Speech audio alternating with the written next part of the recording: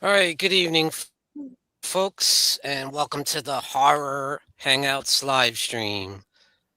And this month we're doing the Scream franchise retrospective, and our very special guest this month, Mr. Strangemonkey Reviews. Woohoo! Woohoo! And as Hello usual, we there. have Good to be the back. horror miser Monty G, Yo, Woohoo! and we have, as always, Jen screaming to talk about Scream.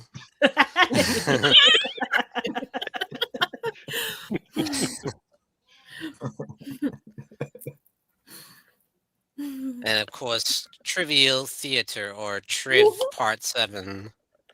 Hello, Sean. What's your favorite scary movie? Oh, that's good. That's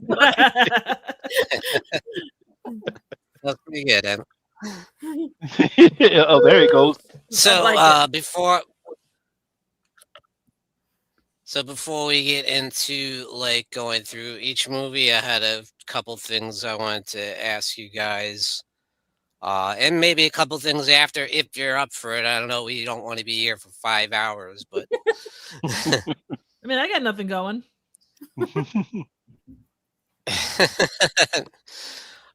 so first one I wanted to ask is what are your thoughts on how they have carried the Scream franchise since the passing of Wes Craven?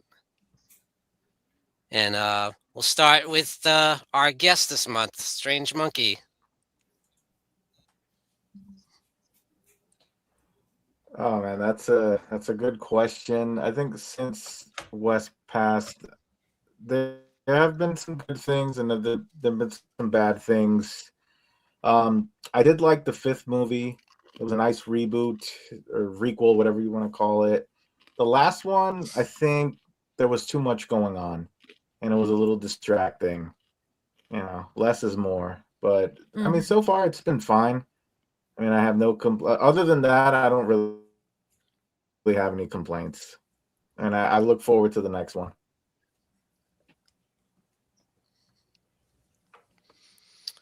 How about you, horror miser Monty G? What are your thoughts on that? Hmm. I think they've done a okay job after Wes Craven passed away. Wasn't the fourth one was the first one they did without him? mm-hmm. Yeah. Yeah. Obviously, when it comes to the No, Scream he did the franchise, fourth one. Did he? I thought it wasn't. Okay, I'm wrong. okay, all right, No, yeah, he did. okay, That yeah, was his last one. Okay. yeah, that's right. Yeah, he did the last one. Yeah, I thought the fifth one was okay. I thought that maybe we would finally get away from, Sid, Gail, and Dewey. You know, there's really not more they can do with the three of them.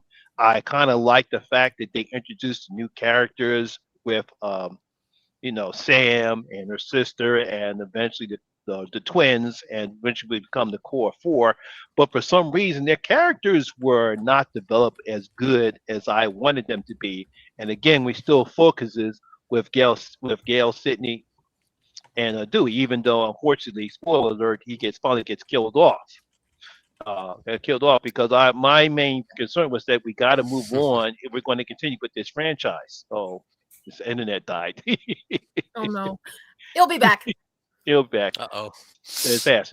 I thought they made up from Scream 5 with Scream 6 because that was the first time that we really didn't deal anything with Sydney. Obviously, because unfortunately, Radio Silent didn't want to pay her the money. Mhm. When they pay her the money. So that's the only reason why we didn't see Yeah. Sydney in 6. And they did focus on the core 4. And of course, I'm a huge Kirby fan, so I like the fact that Hayden Panettiere came back because I'm a huge Kirby fan. So just as much as the late great Steven is Steven from Craven Something Scary was a great fan of Stu. I'm a fan of Kirby, so I was glad to see her back. Mm. And I like the fact that they concentrated more on the core four instead of the other legacy characters. But unfortunately, the problem with 6 is that all the injuries that they sustained It's like they should all be dead. I mentioned that. Poor whatchamacallit, he gets stabbed. I mean, they get stabbed. He gets stabbed so many times by at least two of the Ghostface guys. And it's like, how is he still alive? He's got shish kebab, or he's got anti-shish kebab insurance. I mean, come on now, enough with the plot armor. It's like there's no way in the world a human body can take that much stabbing and not hit any major arteries and not for him to bleed to death. He had way too much plot armor on. Yeah. So I mean, I give them somewhat credit for trying to extend the series. You know, since Wes Craven died, I mean, you know, it's been okay. It's not real bad, you know.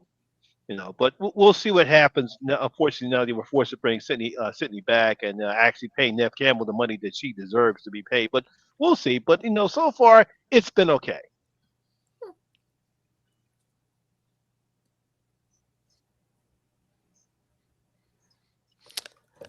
Now, Jen, I know you're not a massive fan. I certainly know Velvet is not a massive fan. Yeah. I'm better than So, Velvet. That's who's missing is I Velvet. know you are a big fan of. This is what I've been waiting for. But I know you're a fan of Wes Craven. So, Interesting dichotomy with me, because out of like the so big what are your thoughts on how they've handled it so far without? Wes Craven. I think that I'm like with Monty. Oh, there's parts of it that are pretty good. They've done some interesting things. Now, again, I hate to be the asshole, like, and I'm a Halloween fangirl, so like I get the irony. Like, I think this franchises might have gone on just a bit too long, and this is no hate. Like, I get it. If you love Scream, I totally get it. It's never been my thing. But to answer your question, Sean, like Wes Craven was like the master, but they do okay.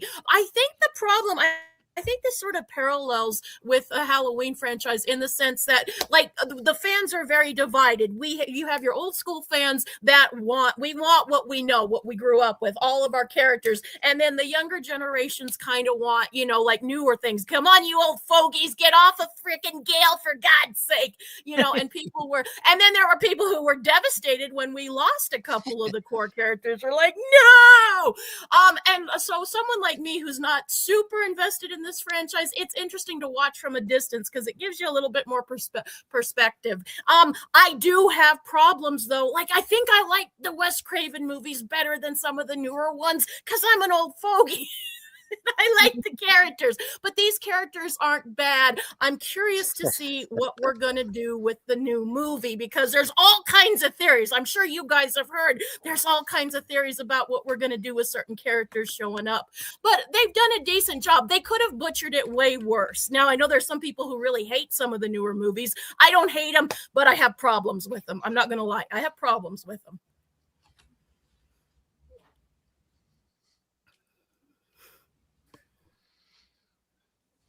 Well said. Thank you for the honest answer there. I'm trying to be. I'm not trying to go. How about you, Trivial Theater? What are your thoughts on that? I'm kind of in the same boat as Jen. Like, these, I remember watching them like throughout time, and I kind of stopped after, what was it, the one with Roman 3. I didn't really watch. I didn't watch any of those until like getting ready for this. So I definitely have more familiarity with the original trilogy than I do with the more modern ones. As a film geek that like loves trivia and all that kind of crap, I appreciate the meta of them across the board. I do think they've really, really leaned heavily into that in the last couple, and I'm on the fence about what I think of that. I think there is a place for it, because this whole series has been a bit about the meta, but I think it goes too far. They rely too much on that, and it's kind of like sniffing its own farts a little bit. Yeah, I agree with you.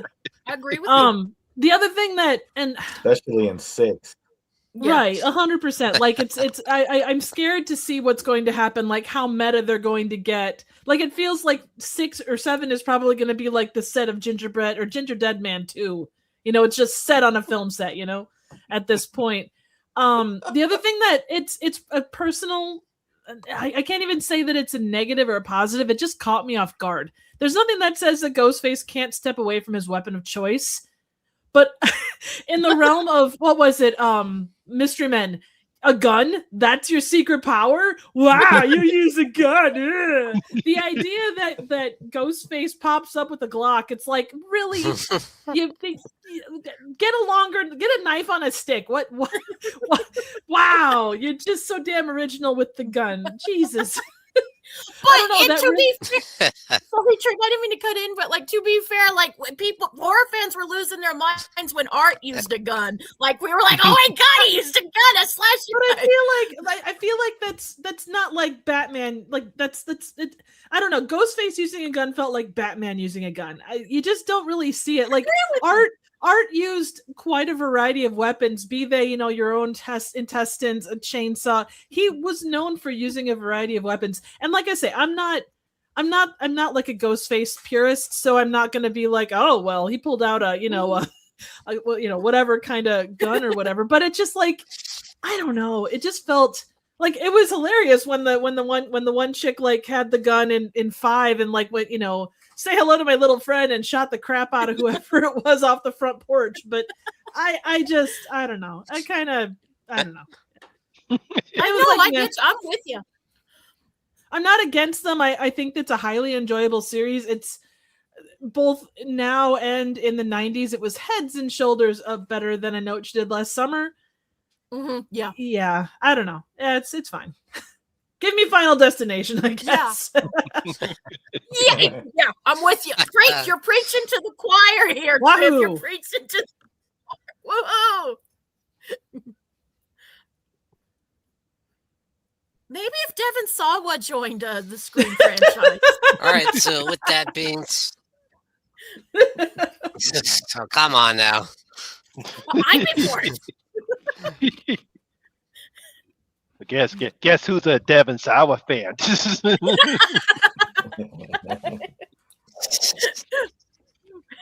Yeah, they're still upset because they canceled Chucky. Yeah, I know. I am. I'm still bitter. Me too.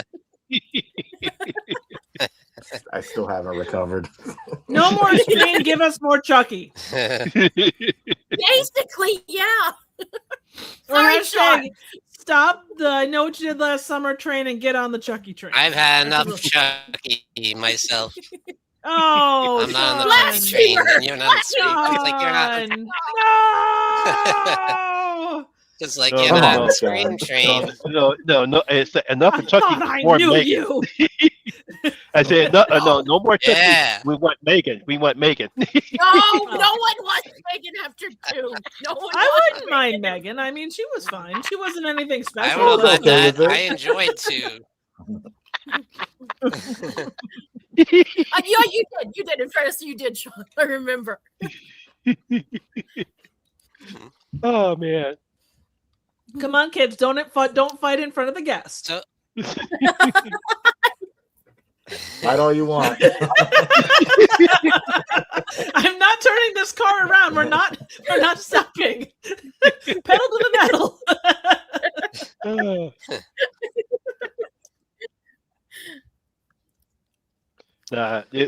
Actually, there would be a good fight.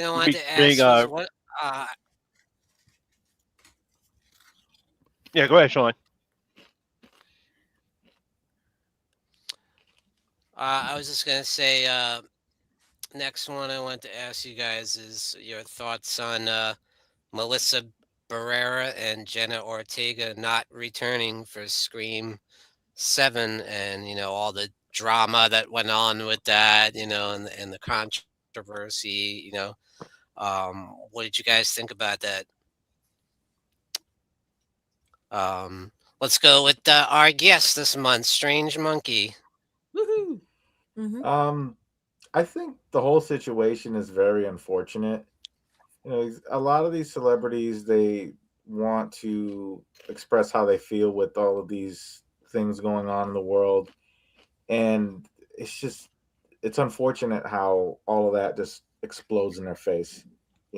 All it takes is an Instagram post or a tweet, and then all hell breaks loose, and it costs them their job. You know what I mean? And it's unfortunate. And it was just so weird how Jenna Ortega left right after that, and a lot of people were speculating it was because of that whole thing, or it was the Wednesday thing, and I was just like, whatever, it is what it is.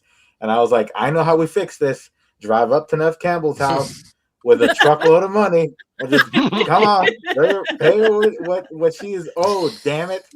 But, come, baby, come, baby, no. baby, come. Exactly. But right. at the end of the day, it is what it is at this point. I'm sure they'll have other opportunities to be in other projects. But if we see them come back at some point, that would be great. If not, hey, it is what it is. Mm-hmm.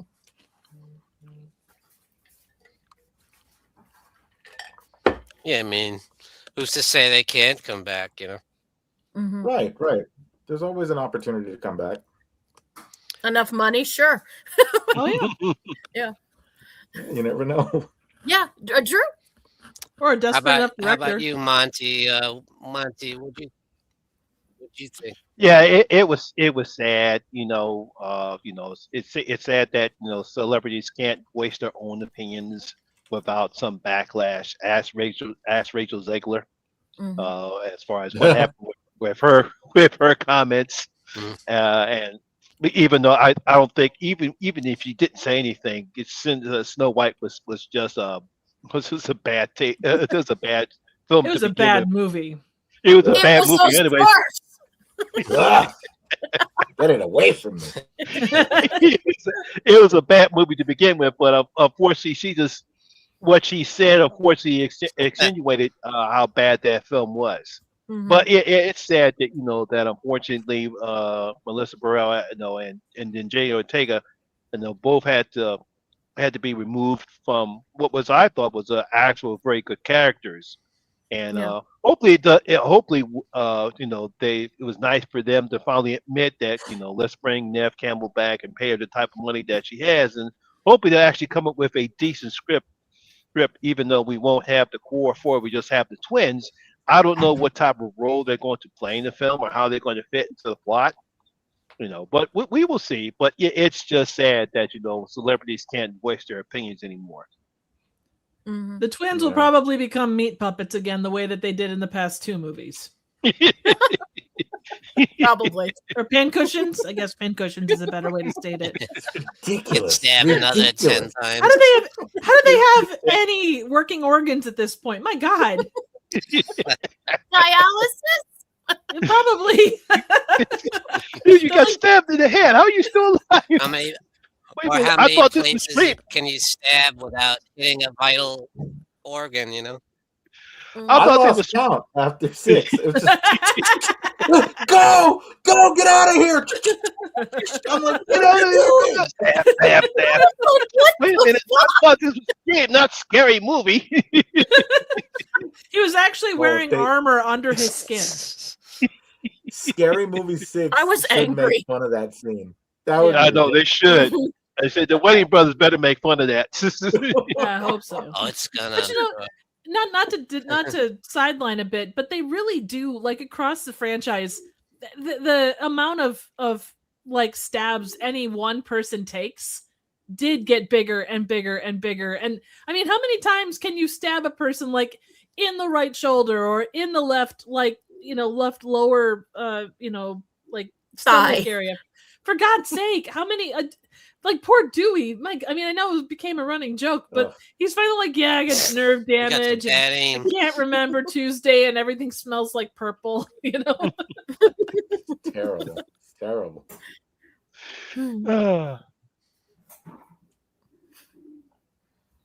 Sorry. No. Mm-mm. How about you, Jen? I don't know how invested you were on the characters, but But I thought it was bullshit because you know what? People should be able to say what they say, and unless it's something like, yay Hitler, if they had said something like yay Hitler, I could understand them getting axed, but they didn't say that. So I thought that was bullshit. I don't, not even unfortunate. It was just fucking bullshit. And then Sparky Velvet, they just were like, I'm done with it. They won't watch any more Scream. They're like, I'm done. Not that was a particularly hard thing, but ironically, when the later movies, they kind of liked. Yeah, they kind of were starting. Yeah, starting to enjoy it. Yeah, they're starting to enjoy it. So, like, there's just something in the universe that does not want that kid to like the Scream franchise. But as far as like the plot points go, like again, it's a mixed bag because again, some of your older fans weren't too happy with these little whippersnappers. They're like, "Get out of here, you little brats! Get out of here!" So some people were kind of happy, and then we did get, it did kind of allow other things to happen. So some people are looking at this as very fortuitous, and some people aren't. I didn't mind them for what they were, their characters. I didn't hate them. But I'm not sorry Nev's coming back either because I'm an old fogey. But I also didn't really care. Like again, if it had been Laurie Strode, I would have been like, yeah, baby. So I see the irony here, guys. I see the fucking irony. So, but I think the situation it was bullshit. Yeah. Agreed. Yeah. Yeah, personally, I thought it was unfortunate, because, since they weren't able to get Nev Campbell in the film, I was like, okay, now maybe we can move on from these older original legacy characters and kind of start a new generation, and it seemed like they could have gone there. I mean, eventually you would think they would have to get back to Sydney at some point, but you didn't have to rush it. You could have did a couple movies without her.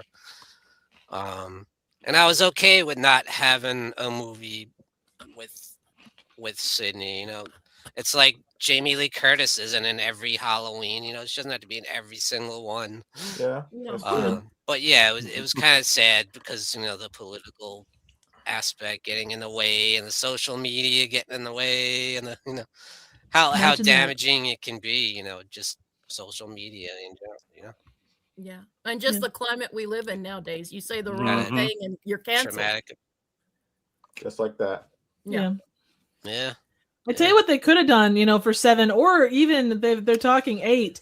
They could go totally new director, back to the 80s about a group of friends on a raft trip down a river in a ghost town to spend the night. And after their raft disappears, they could begin to eliminate one by a mysterious killer.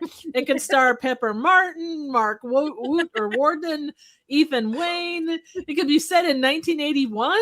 It would be fantastic. That seems familiar for some reason. What are you talking about? It's called Scream. Just picture all this in my mind. Like, why does this sound so familiar? Oh no! Wait a minute. Why does it sound so familiar? Sorry. No.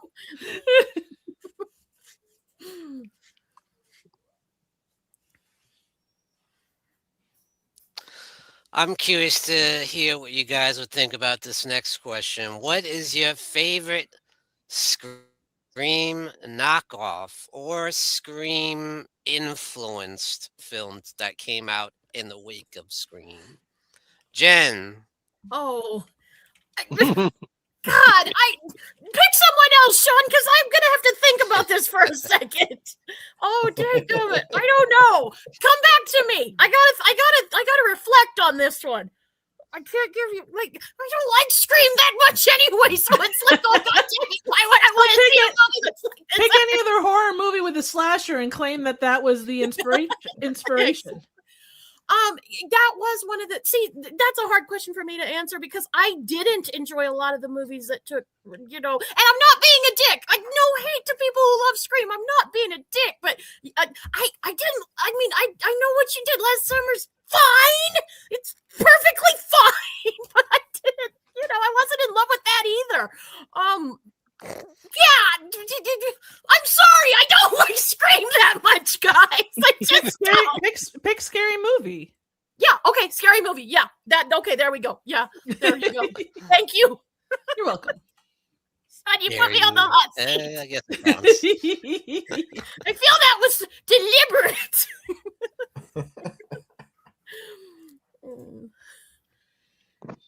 Of course it was. I honestly yeah, scary movie. Yeah, I think Trish's right. I'm not, because I know what you did last summer was not. Yeah, the rest of no.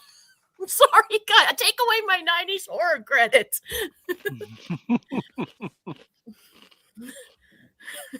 Please go to somebody else now. How about you, Monty G? There were plenty of screen clones that came out. Obviously, the main two were I Know What You Did Last Summer and Urban Legends. Yeah. Some other films tried to be screen clones, like The Rage Carry 2. Oh my God, I forgot about that one. Was that one? I forgot about that one. How could you forget about it?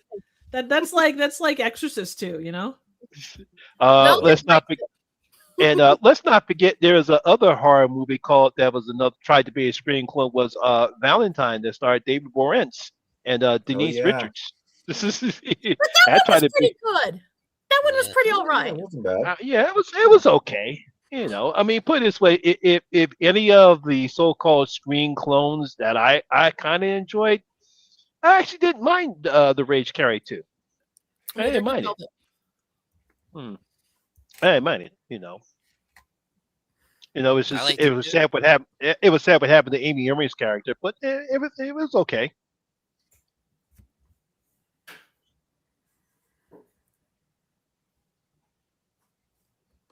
How about you, Strange Monkey? So, I mean, I would go with Scary Movie if we're counting parodies. Mm-hmm. But as far as like an actual like slasher film, I'm gonna go with Hard Eyes. Ooh, it's good more one. recent. Yeah. And it's all about Valentine's Day and all that. I mean, I like the direction they went with that movie. And it was a lot of fun. I know a lot of people weren't really feeling that movie for some reason, but I loved it. thought it was pretty good. I really enjoyed it. But I had a lot of fun with it. The killer was awesome with the lights glowing with the mask and everything. And it had Mason Gooding, who plays Chad in the Scream movies. Yeah. You know, all I wanted was a fun slasher, and it delivered. So I'll go with Hard Eyes. Nice. Plus a dildo scene. A great fighting scene with the dildo. But I know you were going to bring that up. How could you That not? was my Forgot favorite about part, that. Monty. I It's like completely forgot being a about dildo. that. The minute I saw that, oh no, Jen's going to love this. Now I tell It's people Valentine's Day. How can you not have a dildo kill? I tell I people forgot now that the about dildo that's by my nightstand is for protection. It's for robbers. Oh Lord. Don't ask why Marty's written on it either. There's nothing wrong with calling that Marty. I mean, it's a good, solid, Christian name. Take it, Marty.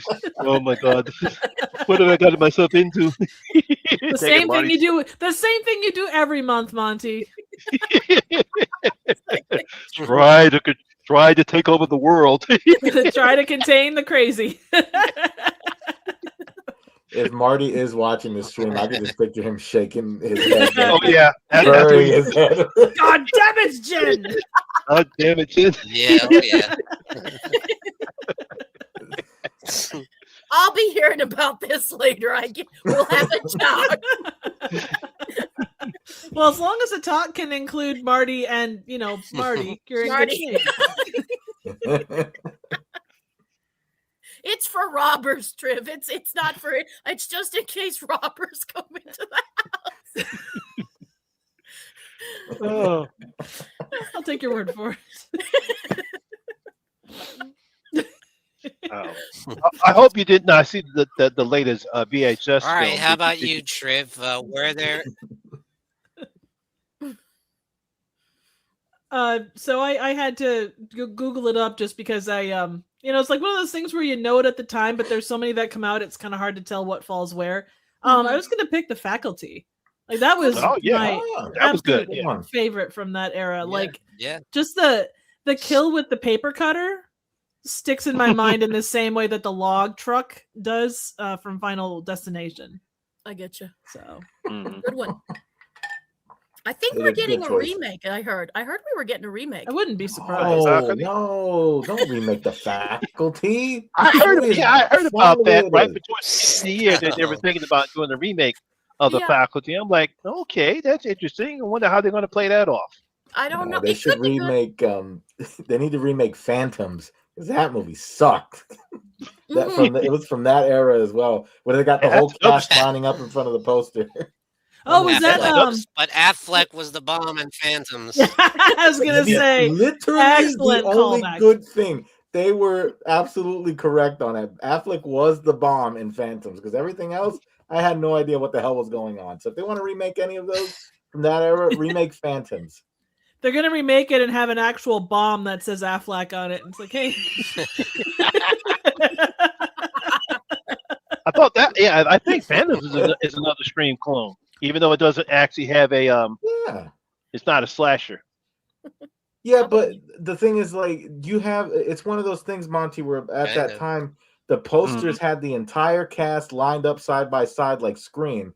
So you Mhm. automatically assume it's something similar. Yeah, Mm-hmm. absolutely. Yeah. Good point.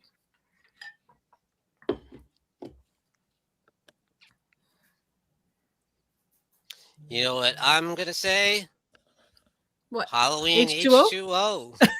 Halloween. Yeah. Yeah, that counts. Nice. Yeah, that Yep, does that's count. my pick. Yeah. Got the music from Scream. I The did minute say the minute I heavily saw influenced by Scream. the poster, oh no, they turned Halloween to Scream. It's Yeah. true. It's the You know, truth. you think about it though, it's actually kind of funny. Or There is so Hallow much Scream. crossover. There's so much crossover between like the actors that appear in all of those horror movies of that era.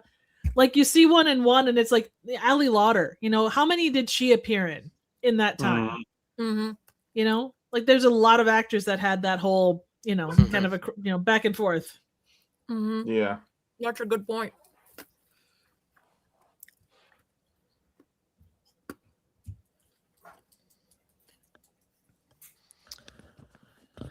All right, so I think let's get into it now. Scream from 1996, directed by Wes Craven, written by Kevin Williamson. A film that pretty much turned the genre on its head. Not so much, recreated or rebuilt the genre, but certainly reinvigorated it, I would say. Mm-hmm. Because at that time you had so many sequels to the big franchises like the Halloweens or the Friday 13s, and they never stopped coming out. So I felt like this was something fresh and new personally, but it was obviously a big hit, and it spawned a whole string of knockoffs, and some would say that's a bad thing, but uh, but what are your thoughts on the original Scream, Horror Miser Monty G? The original Scream I thought, was a clever idea to poke fun at the slasher genre. Obviously, it was no, it was before the terminology meta became more popular, and now is was back then. But basically, was sort of like I said, a Wes Craven and Kevin Williamson poking fun at the slasher genre, and I Mm-hmm. thought they did a pretty good job at it too. Because even though some people will say Scream revitalized the slasher genre, and I actually thought it kind of did, because at the particular time, while we did have some good horror films, unfortunately, Freddy, Jason, and Michael were at a crossroads where all their other films were just bad or terrible at the time, Yeah. and we really didn't have another horror icon until they created Scream and created Ghostface, and that was all of a sudden revitalized the slasher film, the slasher genre when it comes to horror films. So you got to give Kevin Williamson and Wes Craven's credit. Williams' nice script, the acting and how Wes Craven directed the film. It's not very gory, but the kills are very violent, but it's not overwrought with gore. There's no fake jump scares at all, but they do poke fun at the jump scares, which I thought was kind of funny. But yeah, it sort of it was a nice homage that just shows how great Kevin Williamson is when he's writing his scripts and how great a great director Wes Craven was. Mm-hmm. Make some good points. Mm-hmm. Mm-hmm. Yeah. Absolutely. How about you, Strange Monkey? What are your thoughts on the original Scream from 1996? Well, I mean, I basically agree with Monty as far as like, coming out with something groundbreaking at that time, whether you like it or not. Scream did save horror at that time because horror was in a slump. Mm-hmm. Like you said, all of those slasher sequels were not doing too well. Wes Craven tried to do something different with New Nightmare, but it was not as successful as the other films. But this one, like you said, they would poke fun at horror with all the sequels, like making fun of the Nightmare films and whatnot, and pointing out different tropes and whatnot. And my mind went blank for a second here, but we needed something fresh at that time, a new horror icon, and that's what we got with Ghostface. And I do think that the characters were built up very well, and Kevin Williamson and Wes Craven were just the perfect combination that we needed to make this film very successful. And now we're coming out with number 7, so I think Scream did a lot for horror at that time. Mm-hmm.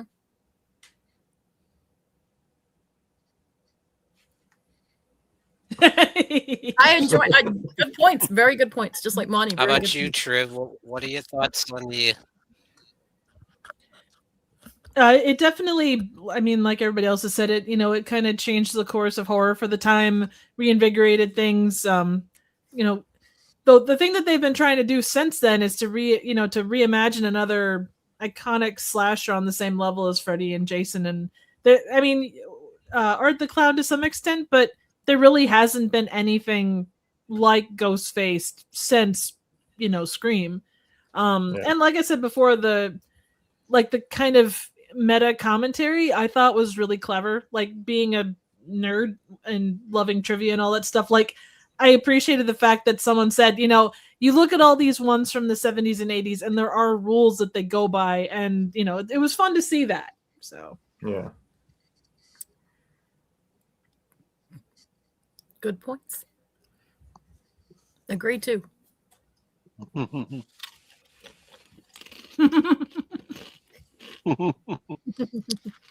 Now, again, I know Jen is not a huge fan, but you might be surprised when it certainly had a strong. It does. It has a. I can acknowledge it. I'm not Velvet, guys. I don't hate Scream. I'm just not strongly dislike it. I'm just someone who doesn't have an orgasm when I talk about Scream. It's not like some other franchises. But so your orgasms don't include screams? No, they don't. Well, they include screaming, but not screaming. Oh, gotcha. All right, TMI. That was only for Marty to know about that. That's for Jen's bedside table to know. But in all seriousness, what I actually do think of the very first original Scream, what I love about it is that it was done by Wes Craven, and who better if we're gonna poke fun at some of the tropes and some of the things that all of us maybe normies don't know, but like us horror fans pick up, that there's certain rules, there's certain tropes. But it was great to have Wes Craven do it because he had a franchise. He did the Nightmare on Elm Street, and so it was done. There was some poking the bear, but it was always done with love and a wink and a smile, and only Craven could have done it that way. And another thing that I love about the original Scream is that opening with Drew Barrymore, and again, we're taking a nod to the past, because Drew Barrymore was basically what they did with Psycho. We had a major star, and oh my God, we kill her right at the beginning. You know, she's not going to be the final girl. And that was a cool nod to Psycho. And our little nerdy Jen back then was explaining this to my friends, and they're like, we don't give a shit, Jen. But I'm like, that's really cool, guys. He's nodding to Psycho,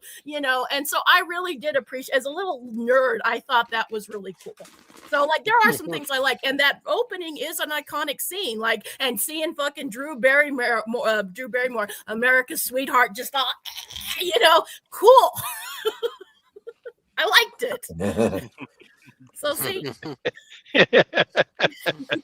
He's not wrong. I do agree. He's not wrong. It's definitely one of the best opening scenes in horror. Oh yeah. Oh yeah. Yeah. Well, yeah, because you see a star like Drew Barrymore, and the fact that I have to say, in my personal opinion, but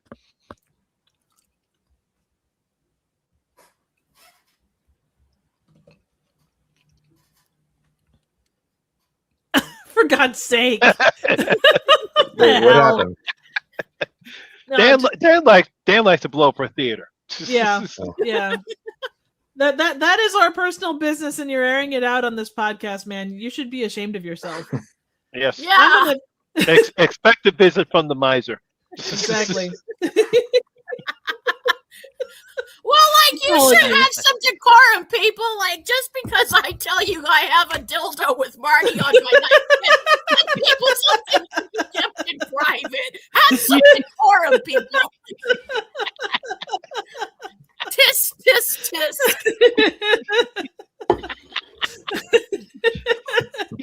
I'm gonna go get a talking to tomorrow. Oh man. I'm so sorry, Sean.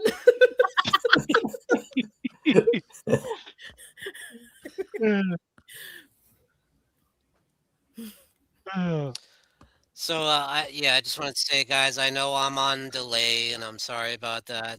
My internet sucks, but We still love you. I might hold the franchise higher than a lot of people, and I actually think that the original Scream is a classic, and I don't know if a Yeah. lot of people would say that, but like I Jen agree. was saying, I thought that opening was one of the greatest openings in the history of horror. I think it's brilliant, and I am a huge fan of Scream. I think it's a great movie. It's a fantastic young cast of bright young actors at the time, and you know, look, with 7 movies in now, and you still got a lot of that. You still got Courtney Cox in there and Neve Campbell. I think that says a lot. That it's still hugely popular. You know, every time one comes out, it's like the biggest thing going. And yeah, I love that, the meta humor, and I thought it was something. You know, like Strangemonkey said, we needed something fresh and new, and this felt exciting. And you had another new horror icon that we needed, you know. And you had an excellent final girl in Neve Campbell as City Prescott. I think she's awesome, someone that people could look up to and aspire to be strong like her, you know. And yeah, I love Scream. I think Wes Craven did a great job, and Kevin Williamson wrote a great script. And yeah, there's a reason why it spawned so many knockoffs. It's a great movie, I think, and Yeah. it's funny, it's scary, and it's got some great kills, and it's creative kills, and it's yeah. Anyway. It sees horror people. It does. Like, it's Very definitely a quotable. movie for horror people. You know, it's definitely a movie for horror people. Mhm. Oh yeah, very quotable. We're having some fun. Well, at the expense of Dan.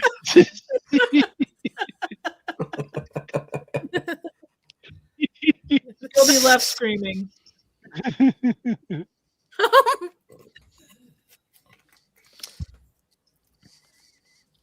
Now, I'm curious about you guys' thoughts on Scream 2 because, it came out only a year later, almost like out of the Friday 13th would knock them out like every year.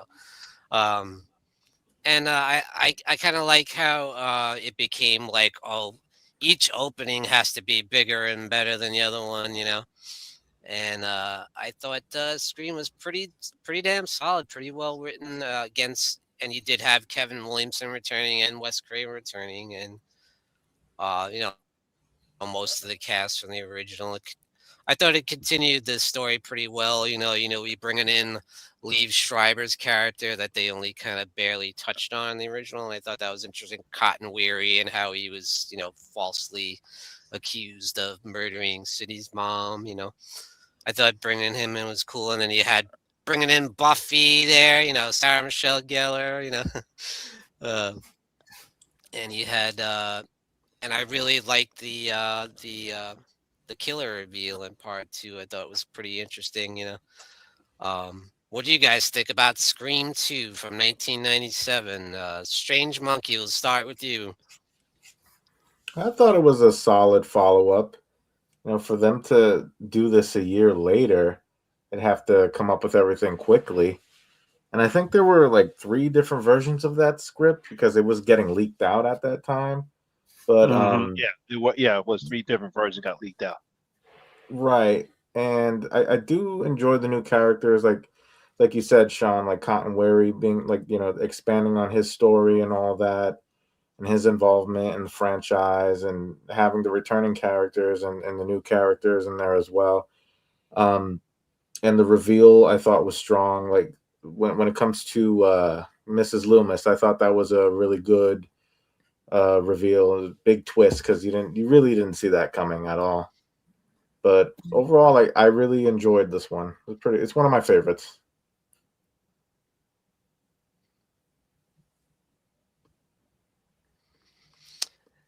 And then, of course, they killed off the Randy character, which is someone a lot of people really like, the horror nerd guy.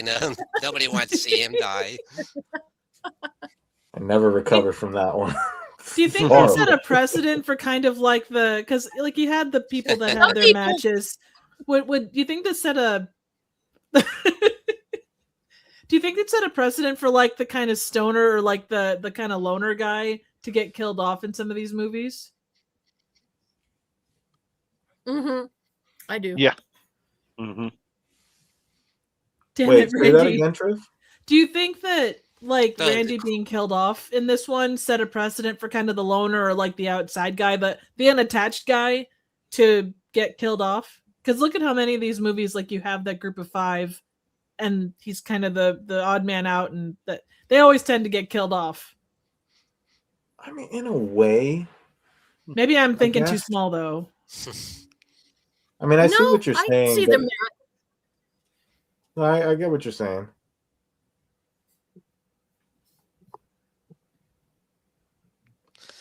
But it's funny how they keep bringing in characters just like him, like his niece and nephew, or the girl in Scream 4 that's the horror nerd. There's always some horror nerd in there that's just like Randy. What's his name? Robbie. I can't remember. Hall Pass with Robbie Mercer or something like that. I think that was his. Oh the yeah, one who had the cinema club. Yeah. Yeah. And you had the headset to the Google glasses or the yeah. I thought he was a good character, but Randy's the best.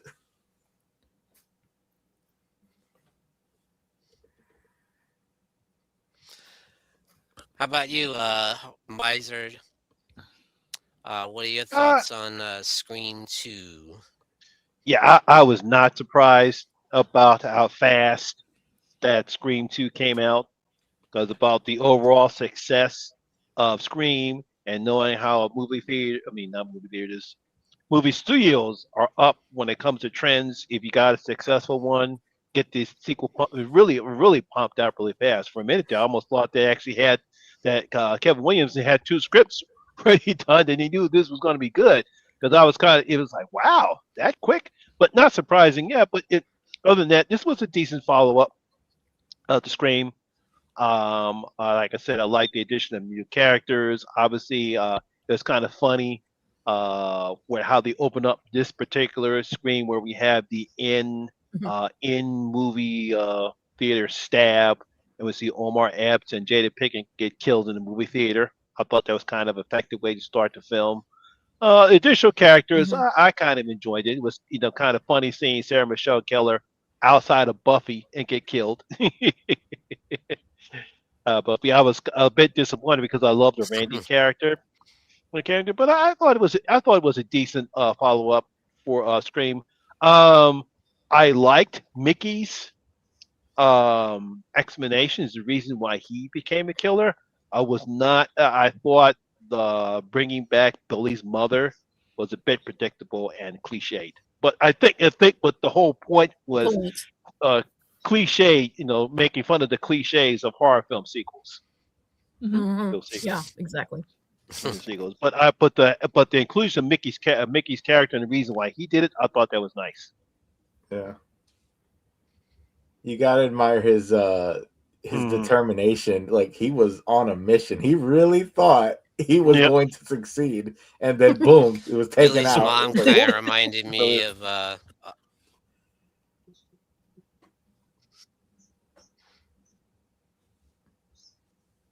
go ahead, Sean. Billy's mom kind of reminded me of Mrs. Voorhees a little bit. Oh yeah. Crazy eyes. Yeah. Oh, she does a crazy eye as well. Mm-hmm.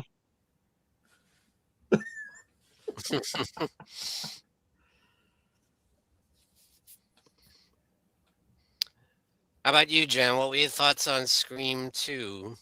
What I appreciated about Scream 2 is, like you guys were saying, that this is they definitely knew what they were doing, and we're still running with the meta commentary, because like a lot of sequels are always supposed to be inherently bad. If you have a great movie, the sequel, not always, but generally a lot of times they're dog shit, and they're very aware of this trope and they're playing it for all it's worth. And I appreciated that, and I also appreciated our opening scene of having we're also kind of a little bit of commentary, not so much, but like people were so invested in Stab, and we're kind of like, it was kind of a precursor to people who were really into true crime, like, because they were literally in a theater being murdered and nobody blinks, so there's kind of comment. If you want to look a little deeper, there's a little commentary in that, so I appreciate that. Also, like you said, I liked, my favorite part probably is, and I thought the same thing you did, Sean, was that, oh my God, they're doing Pamela Voorhees, because that's exactly what I thought when I was watching. I'm like, oh my God, that's what we're doing here with Billy's mother, is Pamela Voorhees. And I liked that part of it. It was fun for a sequel. It's not bad. I don't love it, but it's fun to see once. I'm trying to be positive here, Sean, but as we get higher up in these movies, it's going to get a little hard. I'm climbing the rope as best I can. It's okay, Jen. It's okay. Consider this a therapy session. Yeah, but I don't want to come across as a dick. We give you credit for giving it the old college try. I do. But I do really, and I also appreciate the film discussion. I think that's a really cool. Like, some people think it's a little long and drawn out, but I like how we're talking about the group where they're having the film discussion. I thought that was kind of cool too. Just as a film nerd, I was like, this is the part where it works for me. But that's, a lot of people don't like it. So again, I'm climbing the rope. I wouldn't do it for many people. I'm doing it for you, Sean. I'm climbing the rope. How about you, Triv? I actually really enjoyed too. Like other folks have said, the inclusion of this, the in movie is a fun touch.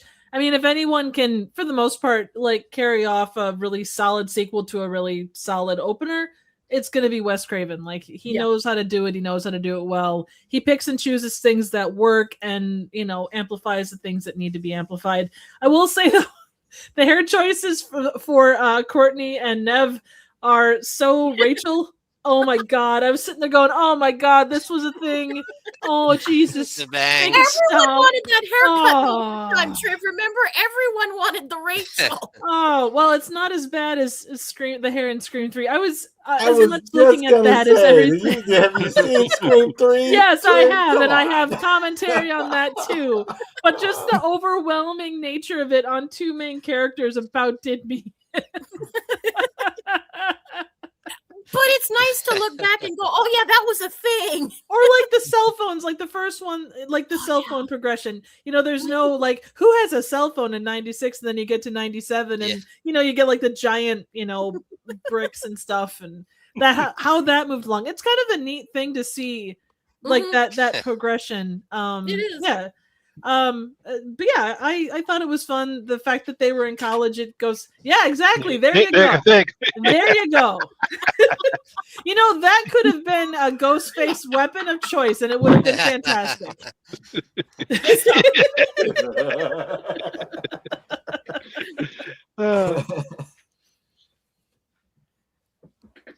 Remember remember that Tupac video when he had that big giant phone and you thought it was like the coolest thing? I'm like, oh. I'm even thinking Zach Morris carrying around that thing in his back pocket. It's like, how are you not like having back pains from having to carry that thing? You can offset your center of balance like terribly. He's like, exactly. He's got some swagger to that butt.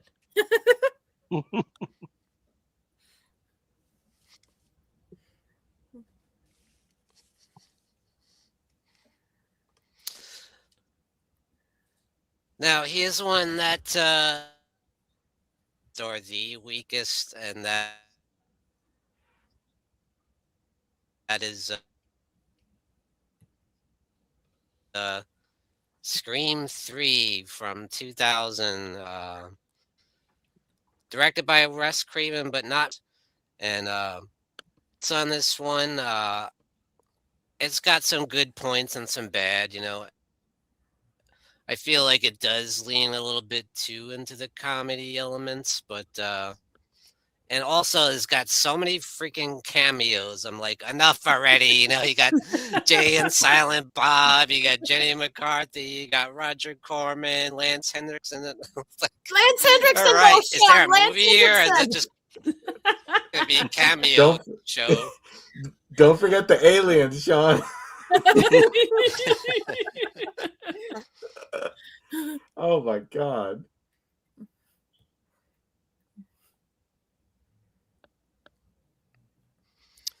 But I did think it was a strong opening though. One of the better ones. I liked the whole scene with Cotton Weary and then the guy called, you know, the fake out call, you know, from Ghostface. He thinks it's pretending that, you know, disguising his voice as a young girl, you know, and he's getting turned on, you know.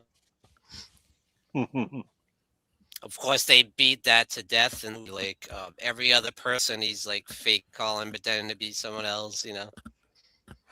You got to show off the technology. You know, cell phones were smaller. What are your thoughts on? Man, so after watching it this weekend for the first time in a while, I mean, I know that this one had a troubled production because they had to rewrite the script with the Columbine thing and all that. I mean, they did the best that they could. I mean, a lot of people complain about there being only one killer this time around, but the whole thing with them changing the voices multiple times in the movie, like that was fine, and the cameos were a bit like it was weird, but there were. This one was not as serious as the first two, for sure. But I mean, it's one of those like I can take it or leave it. Like it's fine.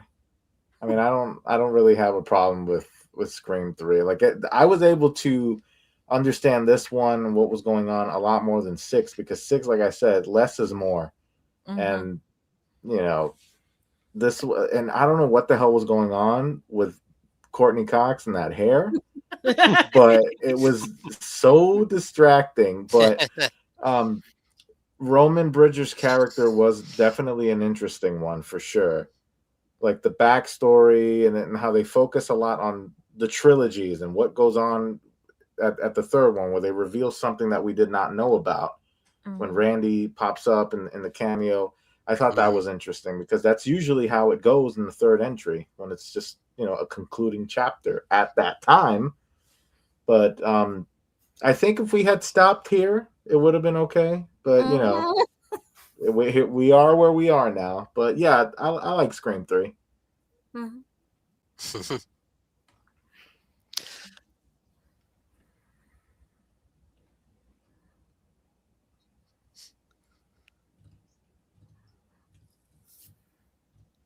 Tell them about that scene you were telling me about with the aliens.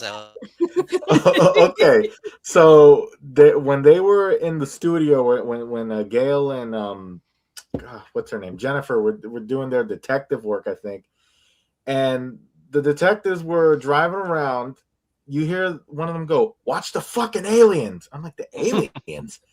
I go back and I rewind it, and the detectives are driving, and there's two guys in jumpsuits and alien masks just casually walking down the street, and I'm like, who the hell are these guys? Like, what is going on here? Because I've seen the movie many times, I never even noticed that, and I was like, I have to tell Sean about this because this is crazy. That goes to show you there's always something new to catch. Throw that in there with the nonsense with all the cameos, and I'm like, who the hell are these two? It's so random. It is.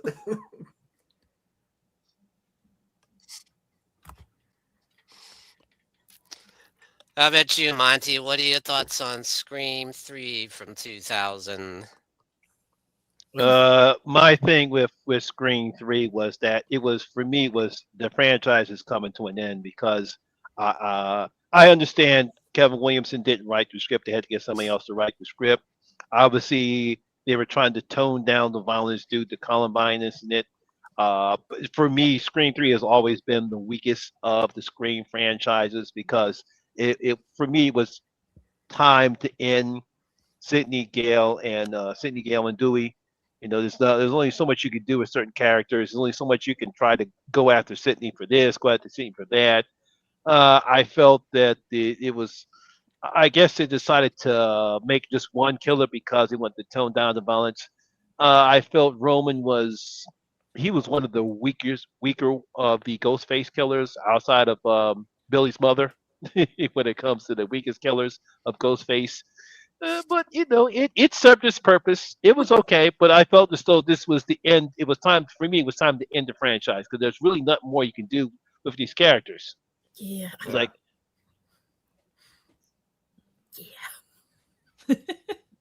yeah. Tell us how you really feel, Jen. Apparently not. Tell us how you feel. I'm trying. This is hard, guys. Tell us, Jen. Tell us. said. all right, it's time to rant, Jen. Okay, so We have a stage. Yeah.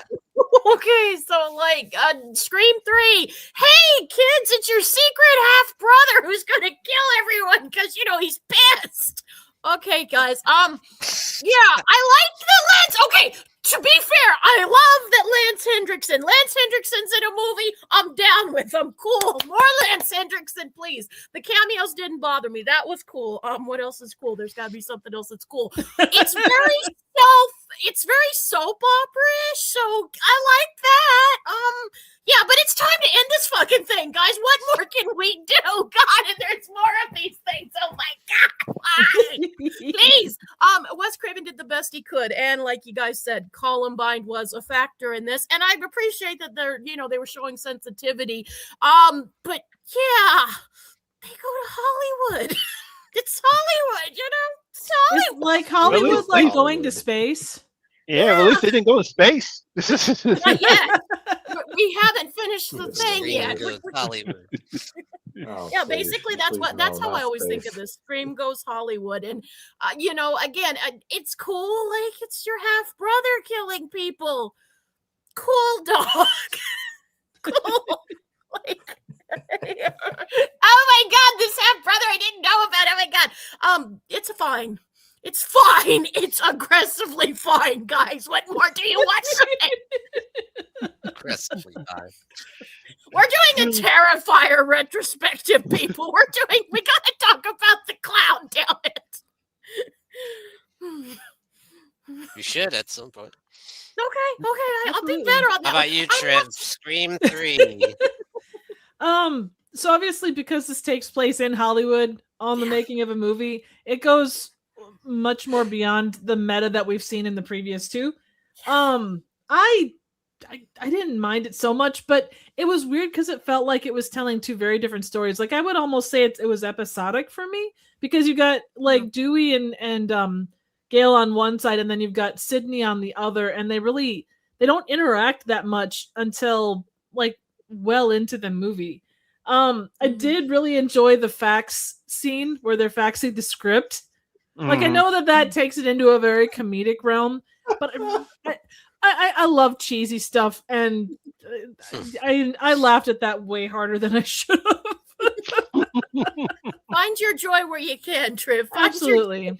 Like the fact that a good chunk of it took place in what was supposed to be like an old Hollywood house, that kind of appealed to me, because it's like, ooh, secret rooms and that kind of stuff. They used the space well. The movie itself was okay. So you hear Madonna's Hollywood, everybody wants to go to Hollywood. That's what I think of when I watch this movie. Everybody wants to go to Hollywood. I'm like, shut up, Madonna. Go back to Borderline. It does make you wonder if they had kept, if Wes Craven had kept directing them and they would have had to keep finding Ghostface killers, would it have been like Spaceballs, where like Ghostface rips off the mask and goes, "I'm your third cousins, seconds, brothers, roommates, tailors, barbers, uncle, twice removed on your grandmother's." Now that part was funny. That part was funny. Get ready, we're gonna see that in Spaceballs too. Don't worry. Because it reminded me of that an episode of that movie Spaceballs. It says, "I am your whatchamacallit, what does that mean? Absolutely nothing." I just don't like you. I was dying laughing. And of course, to mention Courtney Cox's hair, because it looks like she was crawling behind the couch, got her bang stuck on a radiator, like tab thing, and they had to cut them off really close to her, hairline. And I don't know. It's like, did she get high and decide that she didn't want bangs and she couldn't grow them out? I don't know. But every movie past this, they're all she has like really long hair, so it's either extensions or what. And that's the other thing. Why couldn't they just give her bang extensions or something? Like, there are ways you could have fixed that without her looking like a toddler that got with the scissors. There was no saving that, Trev. Oh God! At that point, shave your head and get a wig. It reminded me of when my mom's like, "Jane, it'll be fine. I know what I'm doing. Let me cut your bangs." Takes me back to elementary school picture day. Exactly. I think I did too much. Yeah, just out of here. I need to even them out. Let me take a little bit. Oh shoot! I'm taking too much off this side. Let me take a little more off that side. Oh shoot! Get away, man! I'm calling protective services down. Sorry, Sean.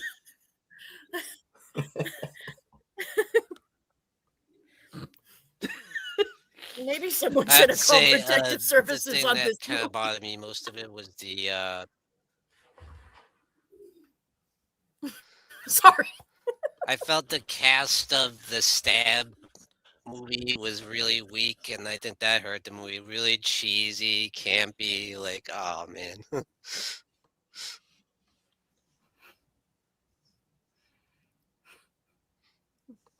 Like, you didn't give a damn about any of them. I feel like they were just taking people that were known at the time, because there were so many of those kind of things, those kind of moments. Yeah. I'm glad Jenny McCarthy didn't do any more movies after this. I can't think of anything after this. Didn't she become an anti-vaxxer or something? Yes, she did. Yeah, yeah. And wasn't she dating Jim Carrey for a minute? Wasn't she? I Yes. think. Yeah. She was. Yeah. Yeah, she was. Yeah, I remember that. She just did a lot of TV stuff after this. Well, she Can't married recall any Donnie movies. Wahlberg. Right? Oh, did she? Oh yeah, yeah. Oh. Lucky girl.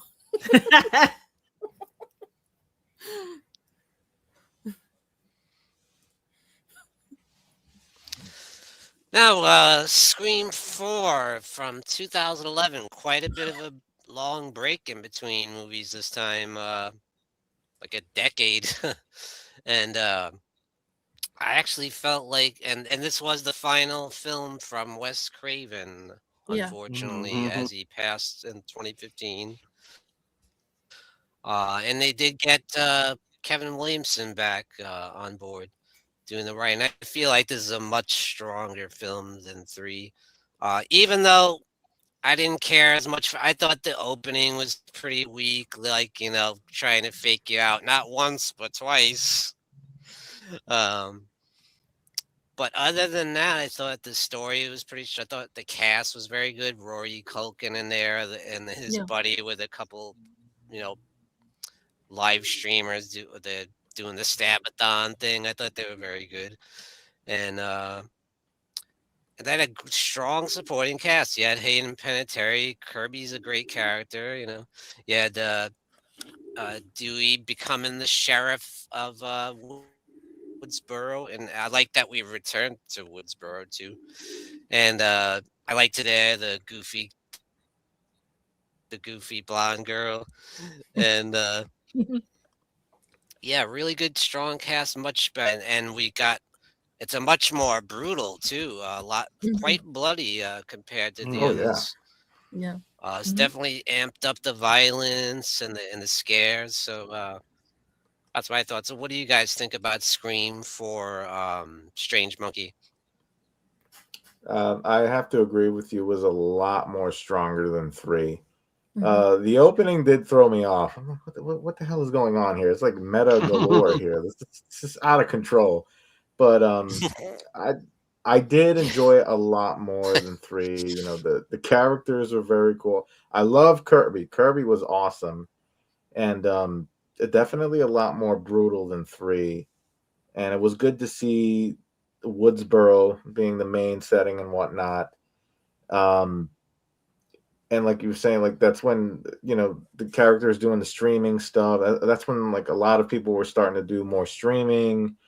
And they use that in the film. And what is her name? Jill, the Emma Roberts character. Yeah, Jill. I couldn't stand her.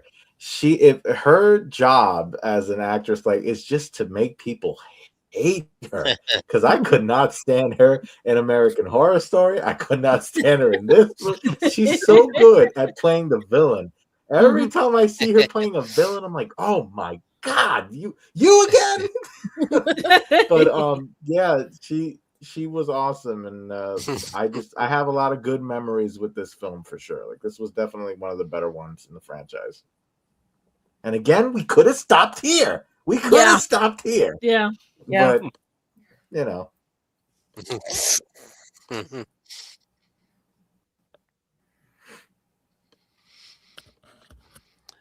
How about you, Monty? What are your thoughts on Scream 4 from 2011? A vast improvement over 3. Yeah. I think when it comes to all the Ghostface killers, I think Jill Roberts is the best one. She actually has a good motivation outside of Mickey. I think Mickey's the best one, but I think also Jill's one of the best ones. She has a legitimate reason. She's jealous of her cousin Sydney, and she decides she wants to get all the attention, and she pulls this elaborate plan together, and I thought it was very good. Obviously, I'm a huge Kirby fan. I think one of the best scenes in this film is her repeating all the remakes. And when you hear them, it's like, God damn, I didn't know they make all these horror, because it's making fun of horror remakes. And when she spills up all the whatchamacallit, it's like, God damn, they remade all those horror films, and it's true. All those horror films that she mentions got remakes, because that was the thing, And still, yeah, unfortunately, it's still the thing. The other thing especially when it comes to horror films, it was obviously you could tell the difference between obviously what happened in 3 because Kevin Williamson didn't write it, but he wrote this one. You can see all the great how he puts together the dialogue that makes you believe that these are actual young people and how they talk and how they act, especially at that time of the day. We have Charlie, who's kind of like the Randy character, but he kind of throws you off because we find out that he's working in cahoots with Jill. But yeah, it's definitely a vast improvement between three. But but still enough with Gail, Sydney, and Dewey. Yeah, but yeah, I thought it was a So vast you improvement thought, in it, and I really thought it was even though Wes Craven passed away, but it was nice that he went out on a high note. Yeah. Yeah, definitely. yeah.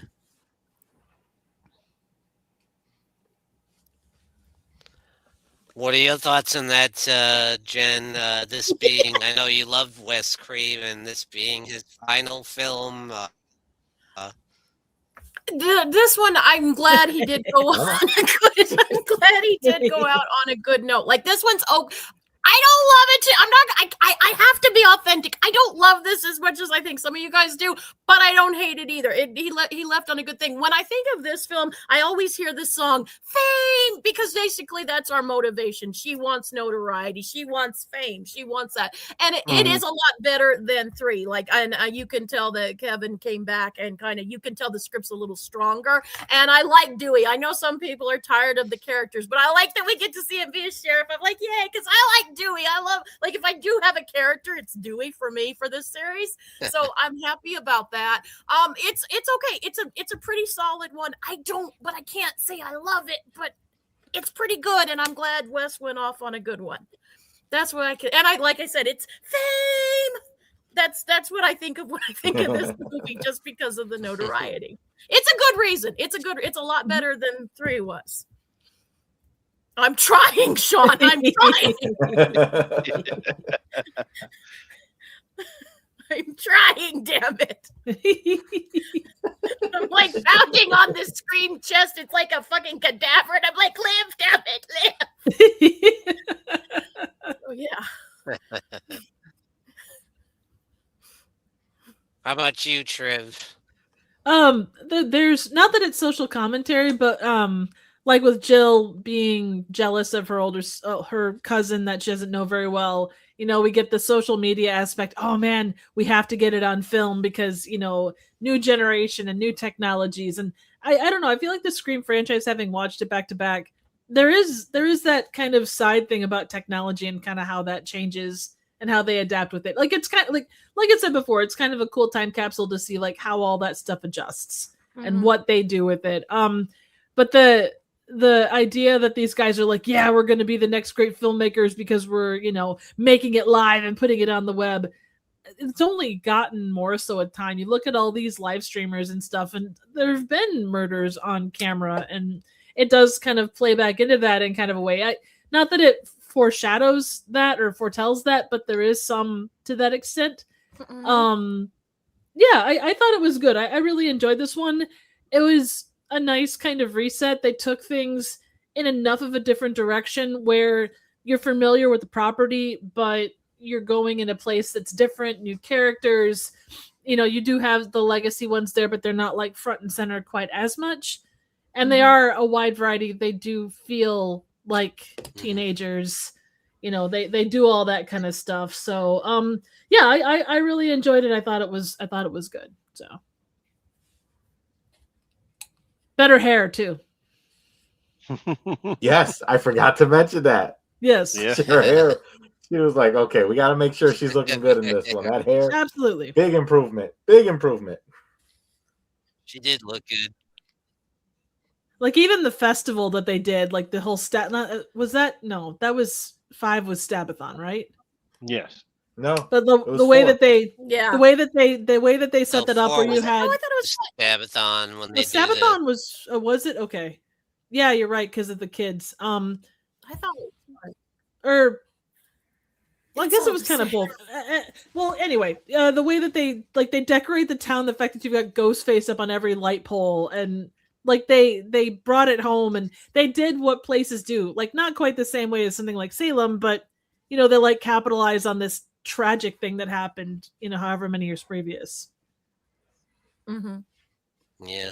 We're kind of still going into commentary about like the true crime aspect, like how people forget that these are people's loved ones, and Yeah. it's entertainment. There's always come in commentary about that, and that is something I do appreciate about the Scream franchise. Yeah. Even seeing the way that Sydney had, because Gail had done all the writing for books and movies and all that stuff, and to see Sydney be able to get her day in court to have her own book and everything was neat. So Mm-hmm. And then seeing Gail struggle with it after she had some hit books, and now she's not a news reporter anymore, and she's a little bit jealous of Sydney getting being the big shot, going on the talk shows and everything. Yeah. hmm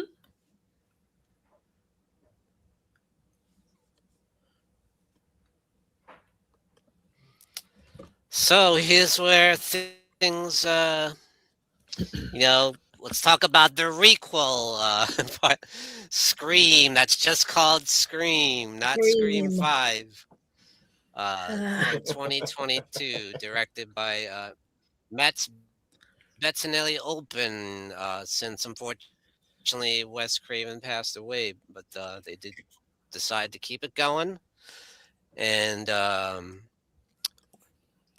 little bit different this time around because we're focusing on more of the young cast and less on the legacy characters. They are still there, but and I kind of like how they did put some more focus on Dewey, Jen, and maybe you don't Yeah. like how it ended so much, but uh, I I thought do it and was don't fun, at the the same idea time. of Like, it works.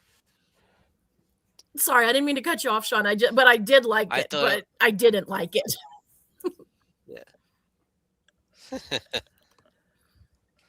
I thought it was fun to have introducing these characters that are the Randy's niece and nephew and stuff, and the girl's a super hard nerd just like him, and I liked how she talked about the whole requel thing. I thought that was funny, and I thought the cast was solid. The young cat, Melissa Barrera. I like how they did the how Billy Loomis is like in her conscious and things. I thought that Yeah. was pretty cool, and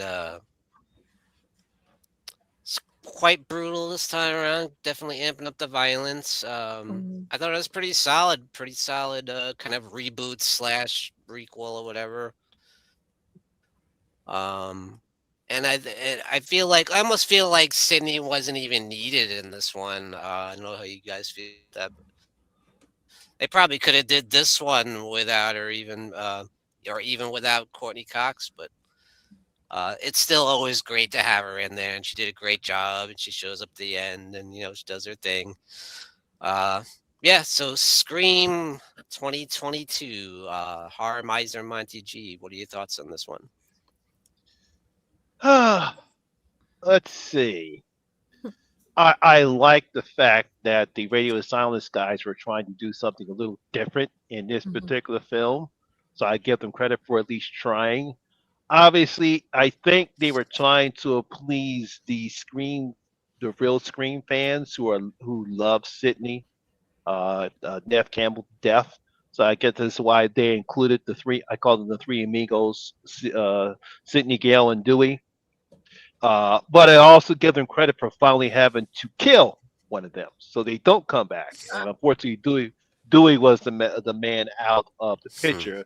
So I give them credit for at least finally doing something with these characters that we've seen them for such a long time. And so, but for me, I kind of thought they weren't needed because their inclusion in the story really doesn't make any sense.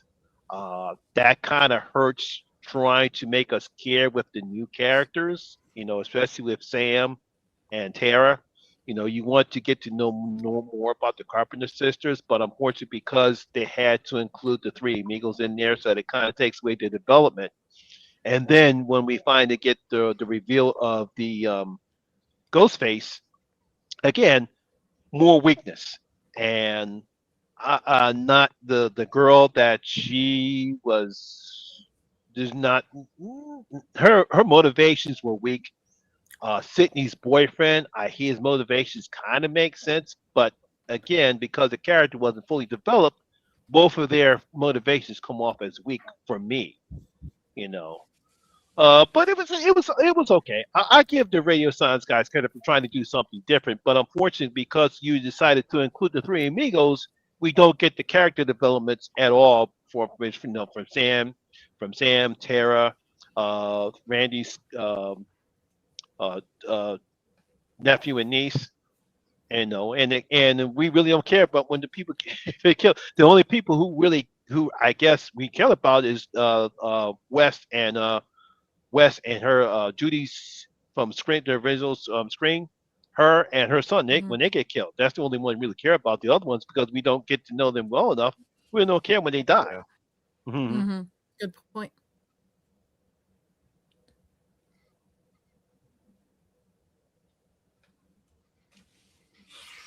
I thought it was kind of cool they brought Dewey's deputy back, Judy, there. Deputy Judy. Then they do the lemon square thing. Mm-hmm. Did they? I don't remember.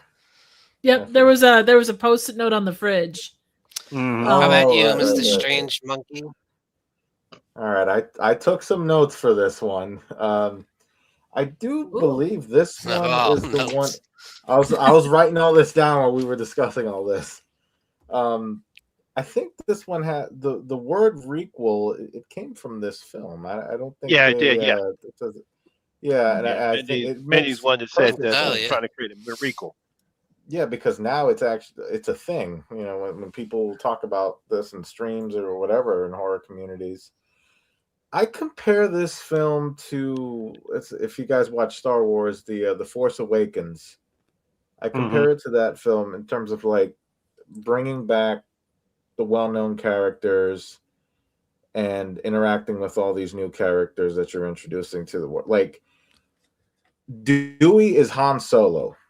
If you get what I'm saying, like bringing back that character that they need help from to stop the threat, like that's how I compare it. So like to me, Dewey is like the older Han Solo, and then you got Dewey dealing with all of his stuff, and he's going through it in this film, and you can't help but feel bad for him, because a lot of people have moved on. Gail, they didn't work out, when they were married.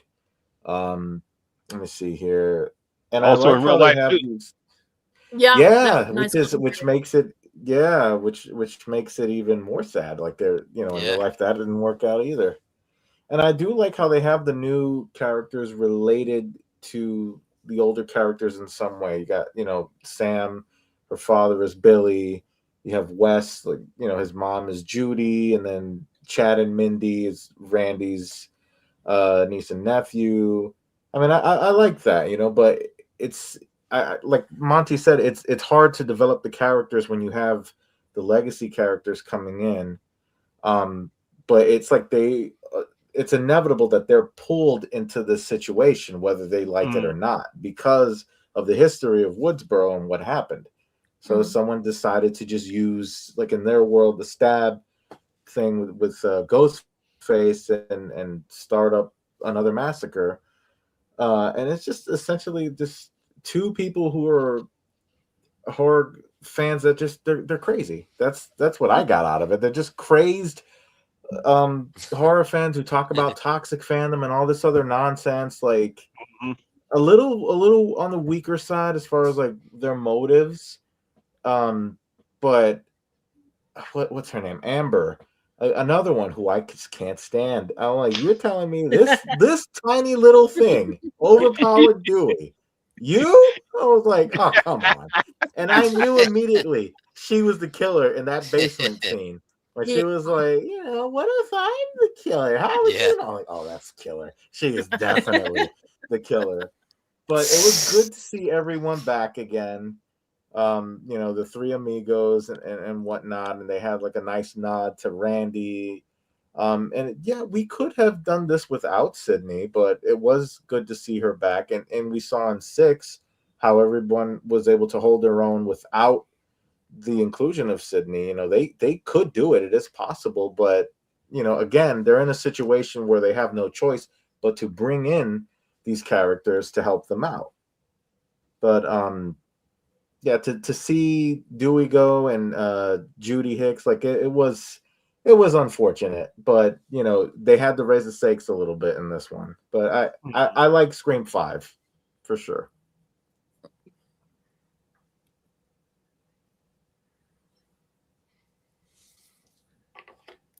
How about Jen? Jen, I feel like we're gonna get another rant here.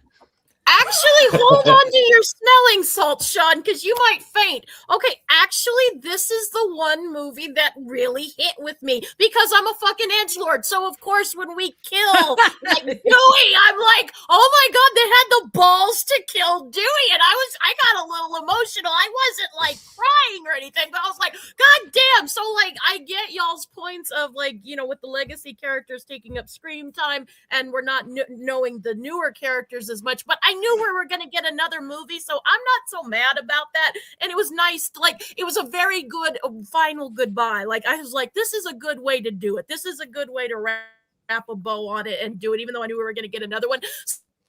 So if we would have just stopped here, this would have been great. You know, I really like this. This is the one I like. Probably this one and the first one are the ones that I'm like, yeah, this is pretty all right. But it's the edgelord in me. I'm like, oh my god, they had the balls to kill a main character and brutally and fucking brutally. I'm like, okay, I'm here for this.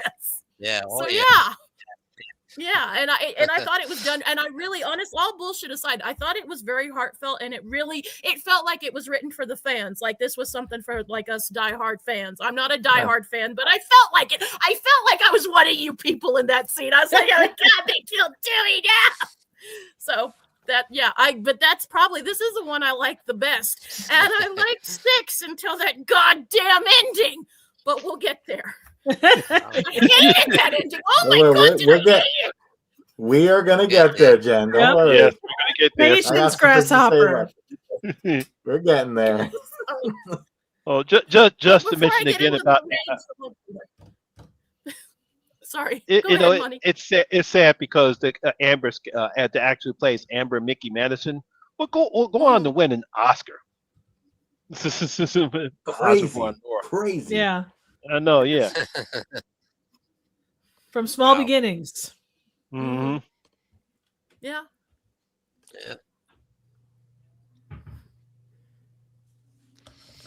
All right, Trev, what are your thoughts on Scream? Well, I do like how they did the logo for this and 6, just how they incorporated it into the actual M. I thought that was neat. Mm-hmm. But yeah, calling it Scream, that's it's like calling Final Fantasy IV Final Destination. It's just like, okay, come on. Just give it a freaking name. It's like Batman. How many different? Oh, we're gonna watch Batman. Oh, which one? You know, or Halloween for that matter. 80s. Yeah, no, absolutely. I mean, give it something just to separate it. I mean, that's fine. Nitpick amongst other things. I thought it was a solid piece. I enjoyed the way that they took stuff. They didn't. I mean, you've got Billy Loomis's daughter, and she's not knowing about it. But they had some cool characters. They weren't fleshed out the best, but they did give them some good basic stuff. They weren't just one dimensional. You know. Oh my gosh, my dad is this guy. And I can't go on. It was decent that way. The Stabathon thing was fun. Because it got, this one starts to get a lot more meta than our previous ones, but I kind of mentioned that before. Also, when Amber pulls out the gun and shoots, is it Chad? I don't remember. Like, it was it's just like, holy balls! It's like, where the hell did that come from? Where was he hiding a shotgun or pump action shotgun? Oh my god! They didn't know if it was hiding in his pants or if they were just glad to see him. I'm gonna guess a little bit of both, because clearly he's high on killing. The reasoning for him wanting to, be the next big thing. It's like, I could see people taking that and running with, like, yeah, I'm gonna be the next great, killer, and I don't know. They did that in 4 and they did that in 5, and it's kind of like, meh. But it was a solid movie. I enjoyed it. So, How'd you feel about Dewey? I figured, in Walking Dead, when people have a soliloquy, like they have that really intense moment, and they're giving them the Oscar speech so they can kick off this mortal coil. I figured with that, just knowing movies like that, and like Strange Monkey said, you do get that Han Solo moment, and like even the grizzled look of him, like he kind of has that redemption arc. He completes his arc, and then we're gonna kibosh him because what else can he do from here? So yeah. True. But Glenn didn't have no soliloquy. Negan bashed him aside his head. Well, he had an internal monologue. We just couldn't hear it. Right as Lucille came for his face, he's like, in this life, it's important to slow down and think about life before a bat covered in barbed wire bashes you in the face. Yeah, he didn't have time for that. No. He didn't have time. Well then, back to it. Bam! Didn't he say some wise ass comment? I can't remember. Who? Negan? No, the other guy, the guy with the spiked hair or whatever. Oh, you talking about Daryl? Simon? Daryl. Either Simon, no, it wasn't Simon. Yeah. Because I know No, Daryl hit. The dude that not I don't know. I feel Abraham. I'm not a big Walking Dead guy anyway. No worries. No worries. Oh. Abraham, yes. I remember Okay. before Negan bashed his head and he said some stupid like wise ass comment like "F you" or something. Well, I mean that was kind of a repeated thing with these movies too. The FU. Mm-hmm. Yeah. Very much so. Yeah.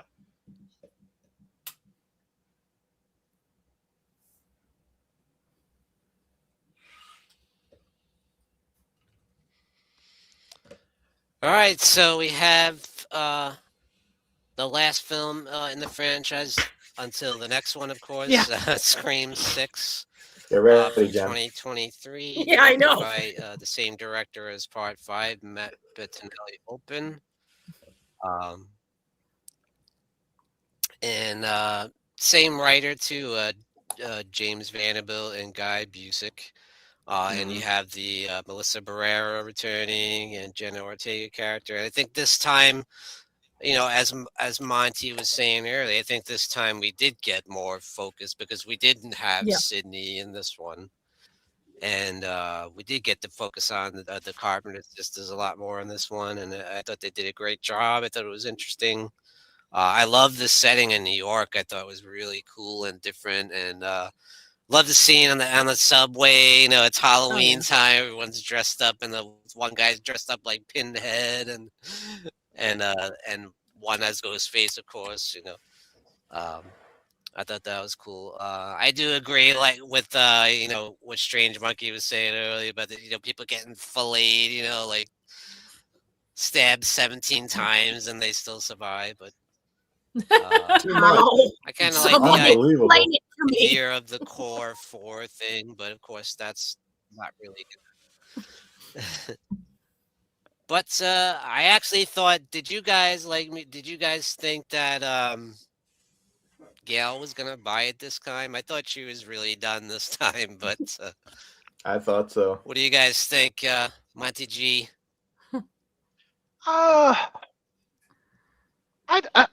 It was, for me, it was kind of a 50-50. Yeah. I don't know if the Radio Silence guys had the balls or the guts to kill off another legacy character. I didn't know if they were going to do that or not, but it was going to be obviously if it was anybody, it's going to be Gail, because unfortunately they couldn't get Sydney to come back. But it's kind of 50-50. So when she didn't die, I wasn't surprised. If she did, it wouldn't be a surprise to me.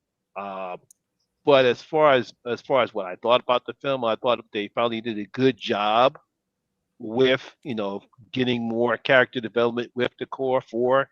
Seeing the Carpenter sisters and and Randy, no, not Randy, Mindy and Chad, with the twins.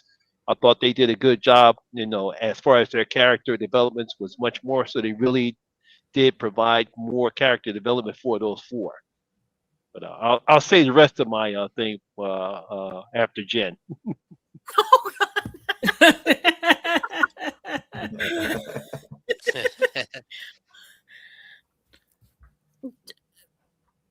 You want me to go, Sean? One more thing. Well, let me just say one thing. Sure. Obviously, the killer reveal in this one was really wacky and out there. It was pretty hilarious, actually. It was kind of like super campy. But yeah, go ahead, Jen. Okay. See, I was so with this movie for most of it. Like you said, the subway scene was cool. I thought, oh my god, because I really liked 5, right? And I thought, oh my god, I might be becoming one of you people. I was all here for it. There's some cool scenes. I like the setting of New York City. I like that we're following these new characters. Gail was I didn't think she was gonna buy it because cash cow, and I thought, okay, we just killed Dewey. We might kill her, but we're gonna save her for a while. It wasn't 50-50 for me. It was more like 30-75, 30, whatever the math is. I thought probably she wasn't going to die, but I thought the scene was really good. Like, it was a really intense scene, a good jump scary scene. And like your pulse, even though you're pretty sure she's going to make it, your pulse was kind of jumping in a few places. So I appreciated that. I was having fun through this whole damn movie till that goddamn ending. And I called Sparky. Sparky was gone, and I dialed up Sparky, and I was like, what? Because they'd already seen it.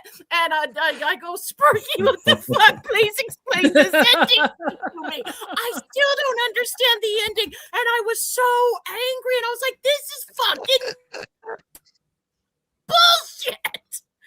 Like, guys, someone explain it to me. Make it make sense. Sparky couldn't do it. What are you? You all are very smart people. Please, somebody. Explain. Monkey, please explain it. What the fuck happened? Please, Monty, Trav, Sean, somebody, please. Well, you see, when a mom and a dad love each other very, very much, they have psychotic children. Okay. There you go. And those children decide part. to turn people into, pincushions. And then because the evil of the children can't overcome good, the stabbing only does the 27.2578%. But no, Trev, see, like if we'd stopped at that one place, it would have been fine. It would have been good. And then all of a sudden, they fucked it at the last minute. They literally fucked it. And I was like, every movie fucks it in the last 5 minutes. If a movie is going to royally screw itself over with a dildo not called Marty. That's a good thing, though. Like, that's probably a good thing. It's good. I'm serious, guys. What the fuck were they thinking? You don't think have no I idea. did the same thing to Sparky? Why did we do this? Because it just literally bursted out. Like, this is fucking bullshit. I've never been. I've been angrier, but this was one of the times when Jen was super angry, and I just wanted to get someone on the phone and go, God damn it, explain this to me. I don't get it. I don't have answers. Guys, Monty, Monkey, Monty, please. You always explain things. It's a mess. It's a mess. I know. Yeah, I don't know what the Radio Silence guys were thinking when they came up with this. With this solution. I get the revenge part, but we've seen that play before, So why play it again? And then why play it with one of the most dumbest reasons I ever heard of that didn't make any sense whatsoever? It was just like, this is the best you guys could come up with? You guys are better writers than this. You couldn't come up with this. The best you guys can do? What the hell? The movie was working so well. Yeah. I'm like, what the hell? And then to make it worse, the goddamn body armor. Poor Chad's getting stabbed to death. I mean, they were going to town on him, and he's he's in the ambulance because he's sweet on Tara.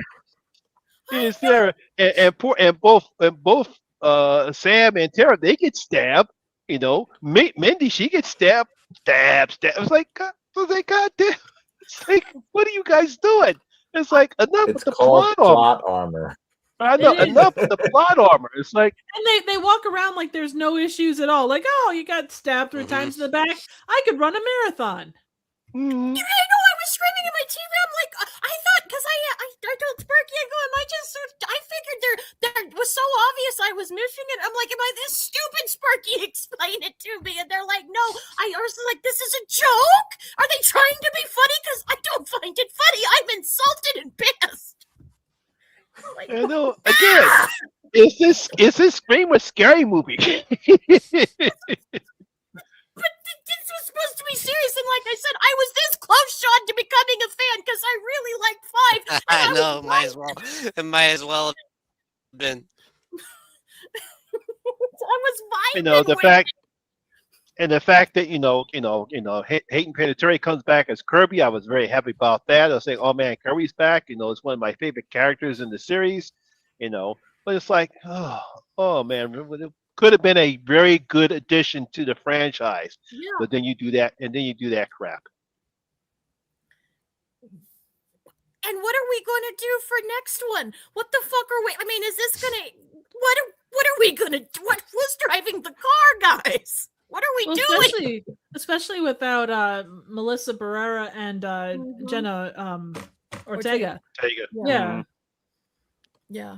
It's gonna be okay, guys. I mean, to some extent, you could look at this and go, okay, out of challenges come new opportunities. You can either rise to the occasion or you can, fall. And that's going to be what Scream 7, like the basis for Scream 7 is going to be based on that. So, yeah. But I don't think they can bring it back. I'm so pissed. This is one of the things I am so fucking pissed. I don't think I can let this go, guys. I'm going to hold it against this franchise forever. I'm just going to be sitting there. Even if it's awesome, I'm going to be like Randy Quaid in Major League 2. Just screw this. With my arms crossed. I don't care if it's the best movie ever. It's just, it could be. It could be good. It could be good. I'm not saying it can't be, but I just felt like it was kind of a screw you to the fans because, like, it was so good. It was working. We were vibing. And it just, we no vibe no more. I don't know. I don't understand. It's okay, Jen. You're in a safe space. Okay, because I don't understand. And poor Sparky had to hear this. I was on the phone with them because they were gone, and I'm like, Sparky, just make it make sense. They couldn't. Man, am I glad I don't like this franchise anymore, is what they said. How about you, Strange Monkey? What were your thoughts on Scream 6? I know you were saying before it was very, like, you couldn't make a lot of sense out of it. Yeah, I also have some things to say about this movie. So, all right. It had a clever opening scene. Oh, yes. Really did enjoy that one. Okay, they're doing something. You think, okay, we're being introduced to our 2 killers here. Okay, interesting. You see Samara Weaving. She got the Drew Barrymore treatment in the beginning. Okay, boom. And then you find out that these 2 bastards were copycat killers and the real killer emerges. I'm like, oh shit, okay. Interesting. Cool. I like the New York setting, the subway stuff with Halloween. That was cool. And not having Sydney in this one, like it really focused more on the core 4, and they had a lot more chemistry this time around. There was more room for that. And but I have to say, Mindy was driving me nuts in this movie with just explaining everything in every scene. Like, she took the Randy influence and cranked it up to 11. It's just too much. I'm like, okay, you're over explaining everything. Like, I loved her in 5, but she drove me crazy in 6. Too much what else we exposition. got here? Too much, way too much exposition. Every 5 minutes was just exposition here, there. I was like, what the hell? And then, okay, let me see here. I got my notes here. Kirby coming back was awesome. It was one hell of a surprise. I remember when Steven from Craven Something Scary pointed this out in 5 when it's one of those little Easter eggs on the YouTube thing where it says interview with Woodsboro survivor Kirby Reed. And I was like, what? She's alive? Like, great. And, I know he actually DM'd me on Instagram. He says, Monty, I got great news. Kirby's coming back. I'm like, what? Yes, he pointed that out, and I could not believe it. And I was like, wow. And then, it's cool to see her as an FBI agent and why she has her reasons for that. Like, because she was one of the best parts about Scream 4. So, and then you've got, let me see here. So, then when you have this whole big shrine with all of the stuff from the other movies, interesting, but yes, that was really cool and fascinating, but it's kind of unrealistic when you think about it. So I saw this in another video where they're breaking this down. You're telling me this is at least 30 years worth of stuff throughout different states, different law enforcement's getting involved. You have Woodsboro, LAPD. I think 2 was in Ohio. And the person who talked about this broke this down. You got FBI involved. You're telling me that all of this evidence just magically disappeared and no one bothered to really look into it. Like Gail said that, cops like money, people get paid off, things disappear magically, but how the hell did all of this shit end up here in this room? I was like, how the hell? The TV that killed Stu? Like, okay. But then let's see here. I think I've got. Okay, so now we get to the stuff with the reveal and the killers. You're telling me, okay, we have a total of 5 killers in this movie. 5, not 3. We have 5 because of the 2 in the beginning, the 2 copycats, and then you've got the Ethan, Bailey, and the sister. I can't even remember her name. That's too many people. And a lot of people always thought about the cult of ghost faces like they were going to do in the 3rd one, having multiple killers. But it's like, okay, you're telling me that nobody bothered to do a quick Google search on Richie's family from part 5? Like, I guess not. Who was the dad? Who was the family? Nothing. And you're telling me these 2 people were able to just change their names? Like Sam never bothered to hey Richie, who's your dad? Tell me about your family. Oh, nope. And I, like Monty said, I understand the reasons for it's just revenge. That's all that it was. But this was just all over the place. Blaming Kirby, saying it's her fault. And just so much shit was going on. I'm like, oh my God. I'm like, can we get back on track here? So yeah, 5 killers, but there was only 3 active ones by the end of the movie. Sam and Tara kicking their asses. That was great stuff. Billy coming back, but I have to say, although I thought Gail was gonna die, rewatching this over the weekend, she beat the shit out of Ghostface. She was not backing down. Like Ghostface was having a hard time bringing her down. I was like, damn, she really held her own in this movie. I know, I give her credit. The fight scene was choreographed very well. It was. Yes. And when she calls, says, hang on a second, hangs up on him, calls the number back, and then, shoots the closet. That was awesome. It's like, why weren't you guys doing that 3 movies ago? I know. It's like, and I was thrown off by the fact that she just has this boyfriend. It's like, hey, everything all right, babe? I'm like, babe, who's this guy? Where did you come from? I'm like, what? I was like, oh. I was like, man, this movie was full of surprises. I'm like, oh, she moved on. Okay. But hey, you know what? Ladies got to get laid occasionally. No, listen, it is what it is. It didn't work out with Dewey. She had to move on. I respect that. But yes, entertaining, but just way too much shit going on in this movie. Less is more. But I hope Scream 7 could be a lot more simple. I really do. That's all I got to say about Scream 6. Good points. Very good. I still don't understand, though. I still don't understand. I don't know. I tried to make it make sense, but it's too much. Getting back to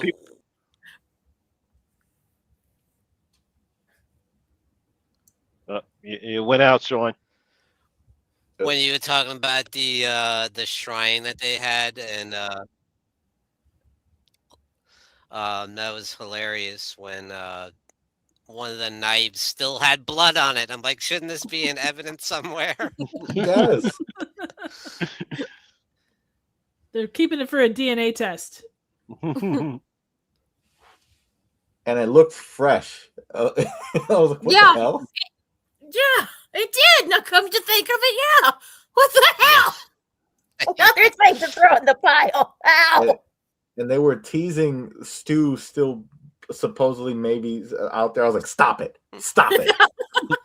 Well, and the trailer just dropped for 7, and yeah, there's a couple of Stu voiceover bits from there. It's like, okay, Yes. what do we Stop get? it. I think that's just gonna be AI, like just to mess with Sydney or something. Maybe that's I don't know. Mhm. We'll see. Let's hope. Yeah. Well, I have to say, Kirby coming back was quite. I mean, she got the shit stabbed out of her, like whole like pool of blood. Like how the hell did she survive that? Same spot. I don't know. Yeah. I don't know.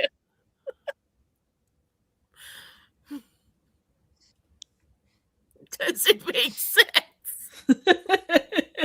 You gotta let it go, Jen. You gotta let it go. It is what I'm it a is. horror fan. I have to explain these things. If I can't explain it to myself, I'm not a horror fan. I failed.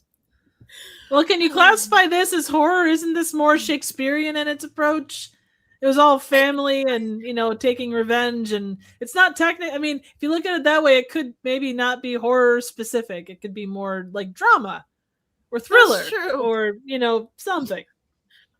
It's a comedy. It's a comedy. Yeah, comedy.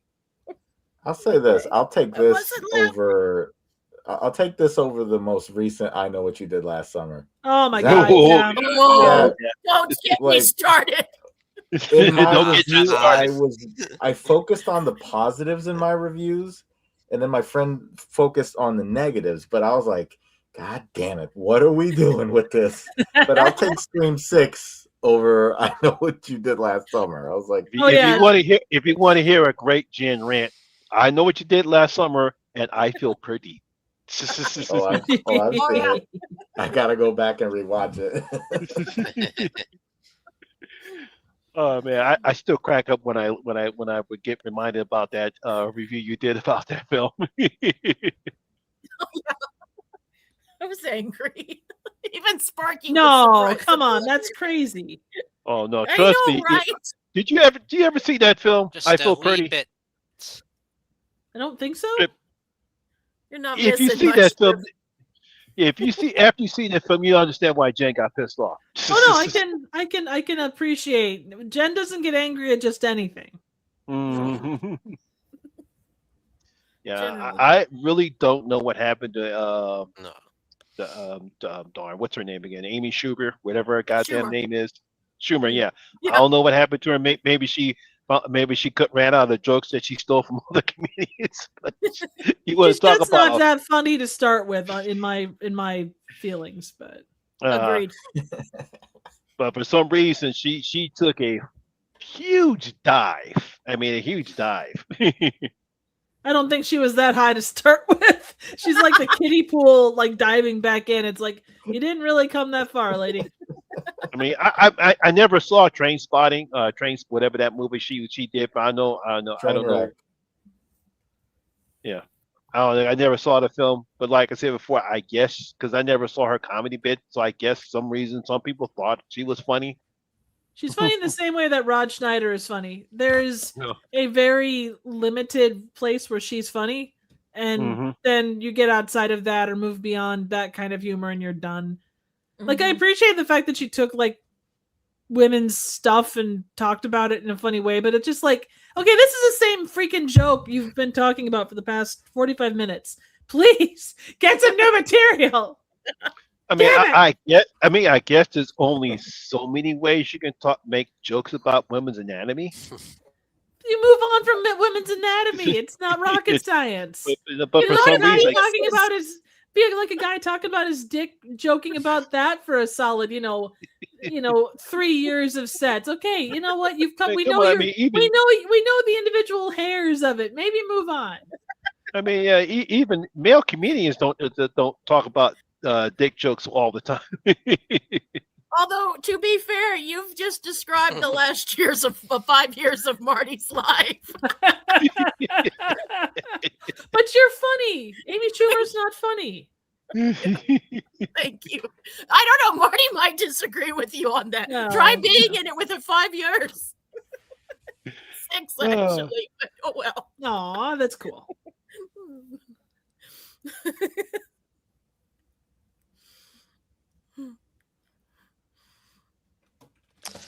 So, guys, I was going to ask you, now that we ran through all the movies, a couple more things. I'm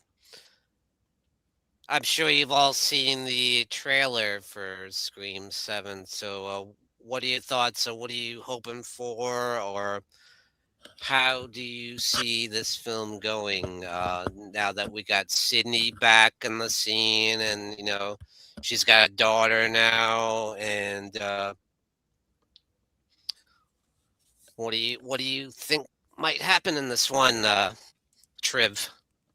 My concern is that it goes the way of Jill, especially since we don't have we're kind of back at square one to some extent because you're getting legacy characters, but you're also talking to what in theory will be a new generation.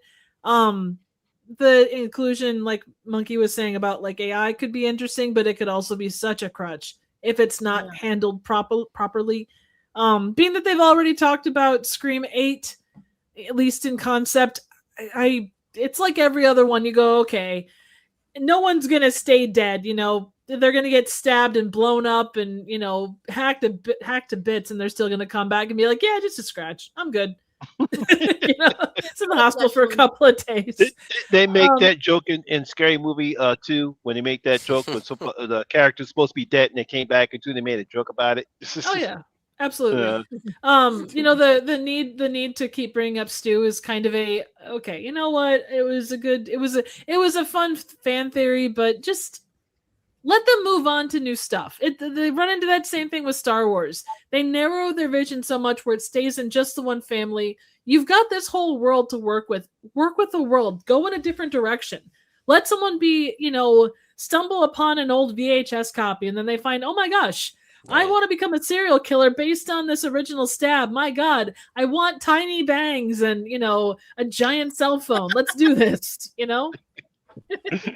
I don't have a lot of faith, but yeah, I don't know. The thing is so true, and like there's some people who really do want that, but then you've got and horror fans, we do like our comfort food, and I'm no exception to this rule. I'm not shading anybody, but like horror fans get mad if certain characters and that's the hard part about it. I think it's a hard thing to walk, and I wish we would do it too, but.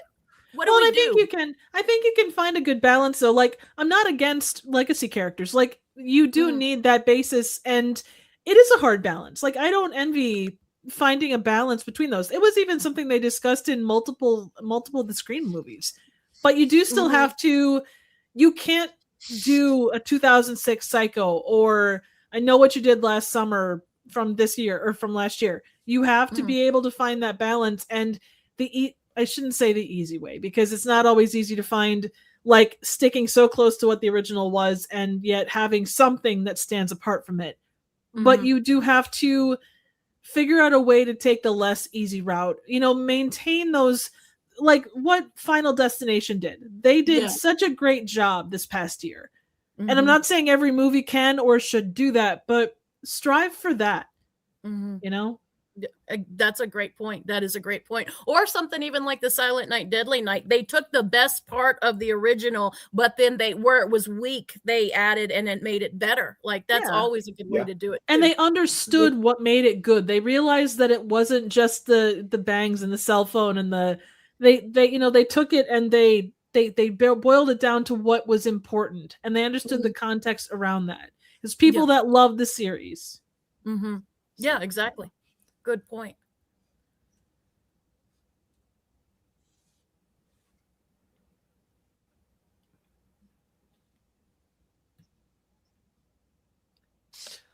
I like what Triv was saying. Yeah, maybe they would get into some kind of thing with, throughout the franchise. The technology has gone further and further. And the social media. We're at the point where everyone's looking at their phone every 5 seconds. There's so much social media. There's so much AI, and that might be something interesting to touch on with have TikTok and Instagram and all this shit. Yeah. Good point.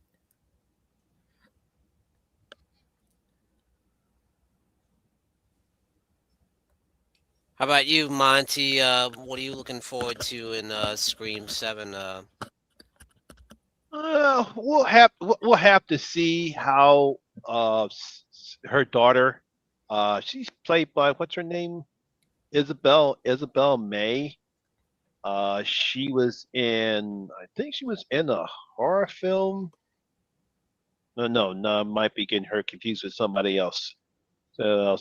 She? I know I've seen her in maybe in a TV show. But yeah, so it's going to be really interesting to see how they develop her character. If she's going to be like Sydney, or what aspects of Sydney Prescott does her daughter's going to be in, along with her friends. Uh, I believe that Stu and Roman, I'll say this, Matthew Lillard and Scott Foley will be brought back as either flashbacks or AI, just to give Sydney a scare, even though they're supposed to be dead. But I believe that's possibly what Kevin Williams is going to do in this particular film. I really don't know what's going to happen, or I don't know if there are going to be any surprises that Kevin Williams is going to try. But I trust he's going to have a very cohesive and very interesting script, and hopefully a decent entry into the franchise. And I really don't know what role Chan and Mindy are going to play in this one, since we don't have the Carpenter sisters in this one. So I'm pretty sure whatever role they were going to play in is going to be limited in this one. But we'll see. We'll see.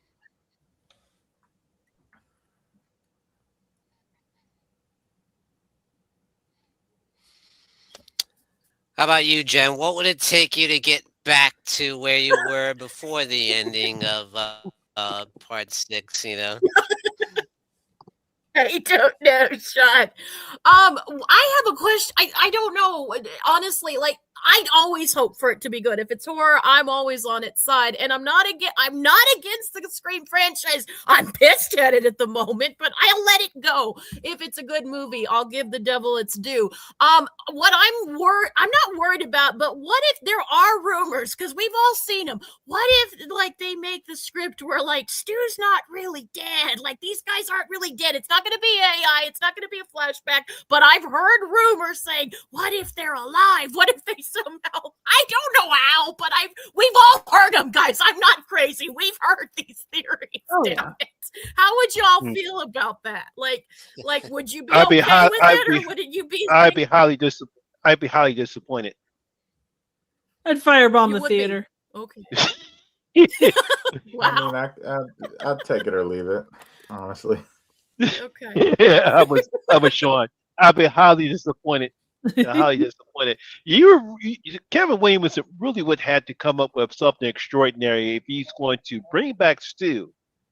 Knowing that a TV fell on his head and he was electrocuted, he would have to do something extraordinary in order to make that make any sense whatsoever. Because the one thing Well, put it this way, I haven't of all the stuff I've seen Kevin Williamson write when it comes to horror, he's really not Mhm. not taking the fans for granted or not insult their intelligence when it comes to some of the stuff he's written. I really can't see him doing anything like that unless he was forced by the what's the Spyglass, unless Spyglass forces him to do something, because that would have to come Mhm. from the studio and not from him. Getcha. Hey, Scott. Oh, go ahead. Hi, Scott. Scott asks, does anyone in the stream No, believe that that's what Stu we is just. alive? No, No, stop it. I mean, we because kind of already I opened kind up a of can of had that with Billy, appearing in the, yeah, even as a specter, Mhm. it's kind of been done. it's kind of been done yet. That's It what I'm has. thinking is that them bringing back Matthew Lillard and Scott Foley has to be either an AI thing or a flashback. Hmm. I would be okay if he came back alive. Like I'm a high tension fangirl, so like it doesn't have, if it's fun and cool, I can let it slide. But I know there's a lot of people that are a little more sticklers. But I'm a high tension fangirl, so I'm like, okay, I'll go with it. I enjoyed High Tension. I actually thought that the reveal was kind of interesting, and it kind of makes sense, mainly because of a scene that takes place before the Sure. guy attacks, and Mhm. that kind of makes sense. Yeah, I know what scene you're talking about, but people point out if you think too long about it, how does she do the whole car chase? Like, there's little logic pockets in it, but I get what you mean. Yeah, it's And a I'm with little you. it's a little logic, but you have to understand that the film was pointing to her point of view, and that's what Mhm. we thinking what she's seeing, not understanding that none of that happened. It was just a figment of her Yeah, imagination. yeah, that's my thing too. But a lot of people are like, "No, damn it, Jen." Yeah, a lot of people. Yeah, I mean, I understand the reason why, because it's like there's none of that kind of didn't make sense to them. But I get what the writers were trying to do. Yeah, I did too. What did Scott say? Okay, just say you guys are in a movie theater watching Scream 7 and the reveal turns out to be Stu. How would you guys feel if he's alive, and is he the killer and burned down his old house? I mean, at that point, you're already invested in the movie, and is it worth? Yeah, you're already walking out? invested in the movie. Yeah. You're already there. It's fine. Yeah, like they're either gonna like you. I'm not gonna sit there and firebomb a theater full of other people. So I would hope not. Yeah, like I said before, it would have to be something very extraordinary and something that would make sense story wise. Because Mhm. when you look at Stu and Billy, their characters, Stu is a follower. Mhm. There is never anything in his character that would make him sense that his follower character was a ruse to pull everybody off.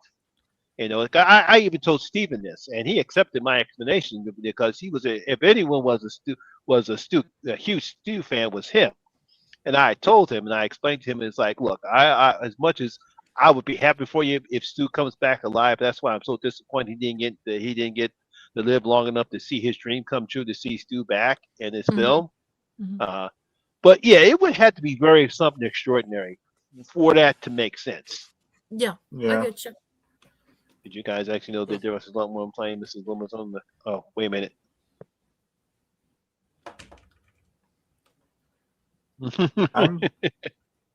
I'm expecting to see use of AI because I think having Kevin Williamson involved in this film, he can take things that's relevant today, with the use of social media and how AI is just taking over stuff, and they could definitely use that to play mind games, especially with Sydney and her daughter and whatnot.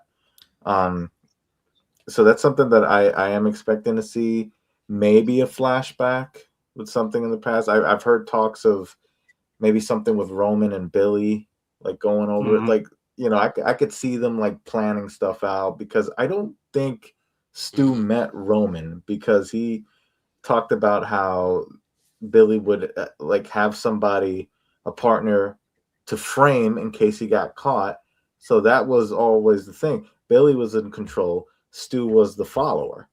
But he could have been framed by Billy. So Billy was just listening to what Roman was saying. So I could see them having a conversation. And people will complain about CGI, but if it makes sense, it makes sense.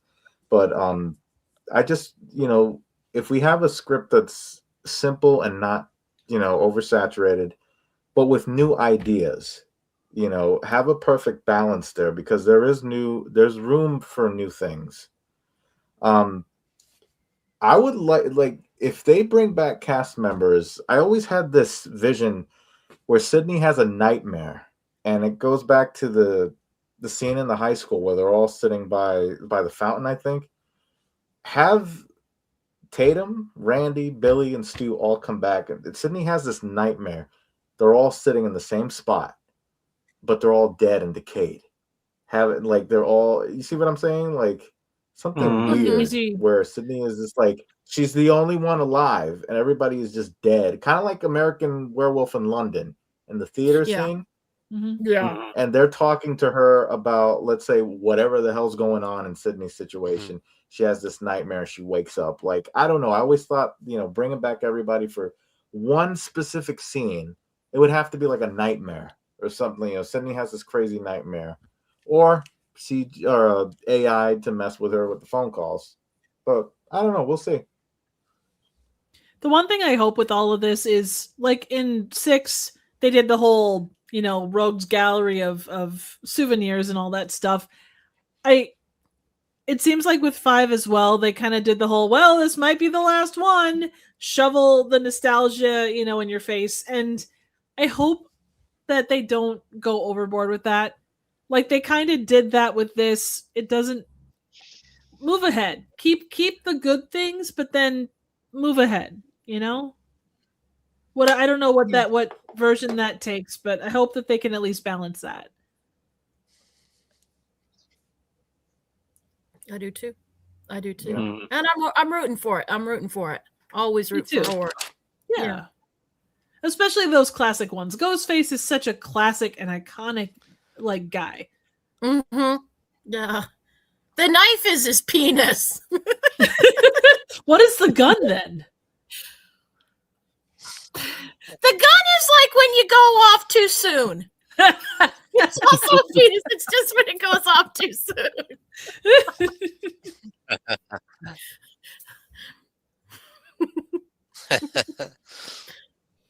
I never have a gun by my nightstand, okay, guys? Well, that's good, I think. Yeah, it is.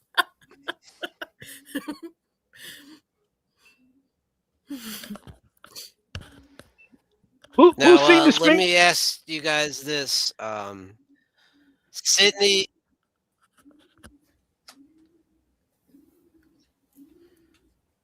Oh, yeah, lost you again, Sean.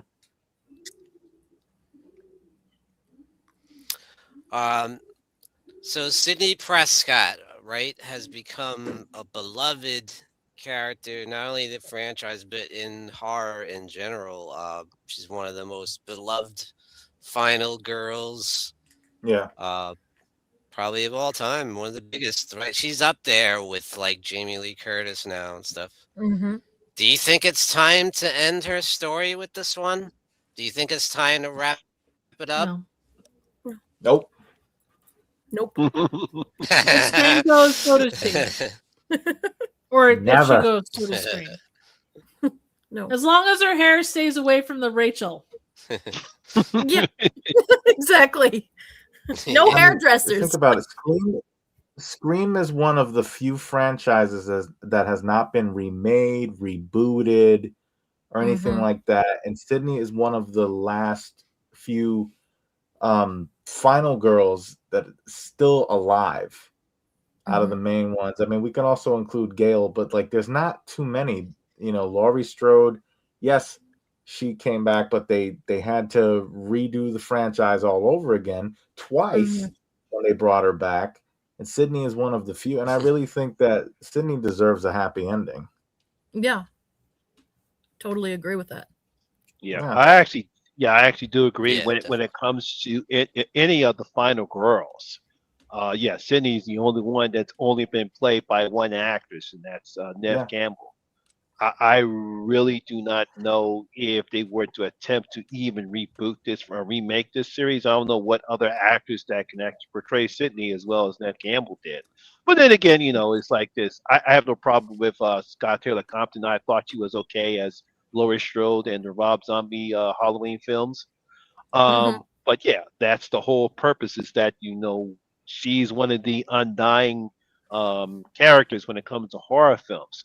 I'm pretty sure some of the my other horror goals, especially Nightmare Nave and Lizzie from Carnage Candy, they probably would cry if they were to kill Sydney off. He'd probably cry if they would kill Sydney off. But yeah, Yeah. I really can't. I don't think Kevin Williamson or would not have the balls or the guts to try to kill off Sydney. Sydney. No, I don't think they would do that because I think there would be so much outrage if they were to do that. Yeah.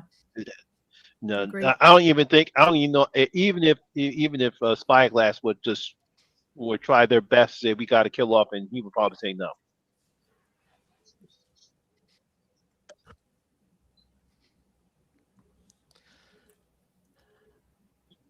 Personally, to answer I your don't question, think that they should really kill her off, but I feel like there's a place where she could. Yeah. I feel like there's a place where she could kind of ride off into the sunset kind of thing, yeah, I mean, put Like it this just way, kind of end her storyline, you know what I mean? I mean, because if anyone deserves a happy ending, it's Sydney. Definitely. Well, Yeah. wouldn't you say though that's kind of what she's gotten? But since she wasn't in the last one, like, and I kind of, yeah, kind of no. That's I mean, kind of the look at what's been done for Star Wars, classic example. You look at the original trilogy, like it's an uncertain future, but by and large, we think, okay, these guys are going to go off into the sunset. Anytime Yeah. you're going to crack open any of these franchises, you do reopen all of the possibilities of them not coming out the other end happy. Mm-hmm. Yeah. I don't mean to be rude Sure. about it, but that's kind of you could say, hey, she got her happy ending. She's able to get away from all this. In theory, the evil has been, kiboshed. She's able to live her life. Yeah. Yeah. I think and that is not exactly a bad ending. That's a happy-ish ending. But then I guess like some people who movie people do, that's why we go. We want to see even horror people. Right. Occasionally we want to see the one of them. Yeah. But I get what you mean. I get what you mean though. I can see both sides of the coin. I really can. Like I'd like her back too because she does make the franchise, but the idea of a happy ending rests with the end of each movie. True. And That's just true. because we get a happy ending doesn't mean they can't change it in the next one or go back or Right. hey, they're not really dead. So like it's never permanent. Exactly. Look at the Marvel universe and Robert Yeah. Downey Jr. See, That money. they kind of did that with how to do that Exactly, with Monty. Lori, Yeah.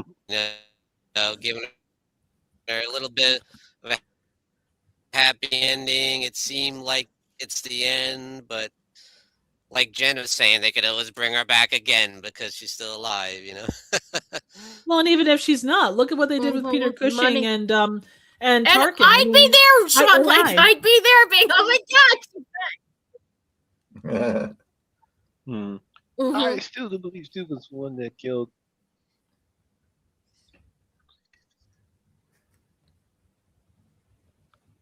Well, we'll see. Interesting. It's a theory. Mhm. Yeah. Well, and like you were saying before, Monty, Stu was more of a follower than a leader, but people change over time, and if you go through a life or death experience like that, that either, you know, strengthens your resolve to be a better person or to drive you off the deep end and go, you know, plan your vengeance. Pull the strings or however, you know, however it ends up. So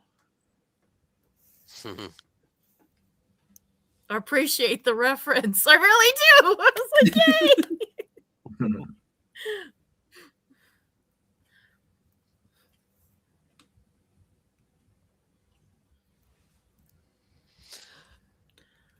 All right, guys. So one last thing I want to ask you guys before we wrap it up.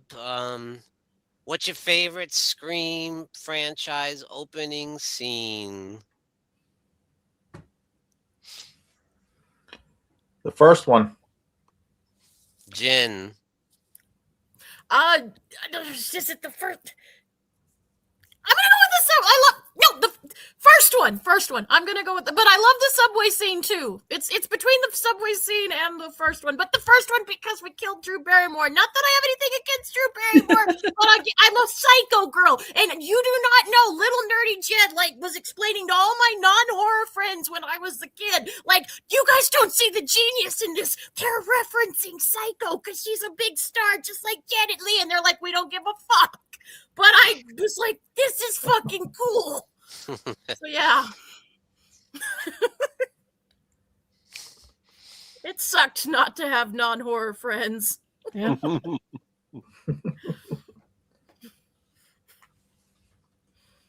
So yeah. But the subway is really cool too. Okay, Strange Monkey. What's your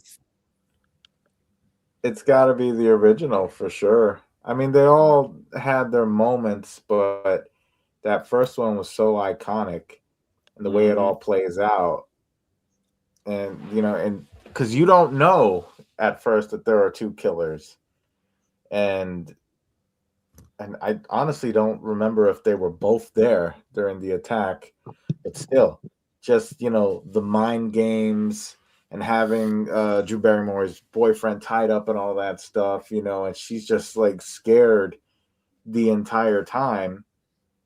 And, it's just the entire thing's just, there's a lot of tension in that scene. As soon as she realizes she's in danger, it's a wild scene. And it's, to me, it's the greatest opening scene in horror movie history. And this is coming from someone who loves Halloween. I get you. Absolutely. nice? Mm-hmm.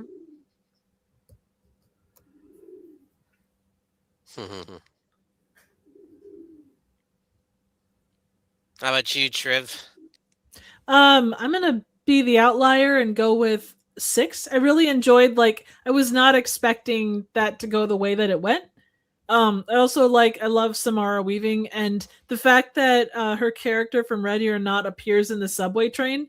She's facing away from the camera, but I just love the fact that they included her there as an iconic horror figure, and yeah, I thought that was pretty cool. I love the original, but I appreciate what they did in 6 to kind of separate it from everything else. Yeah. It's a good one. It's a really good one too.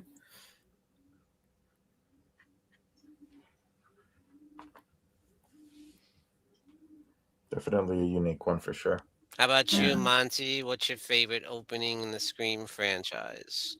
Well, it's got to be the first one. Yeah, it was executed very well. Drew Barrymore did a fantastic job. It's nice and playful to begin with, and then all of a sudden, it flips its script. It flips its lid. The next thing you know, it's a disaster. And for me, it's the second best opening next to Ghost Ship. Okay, cool.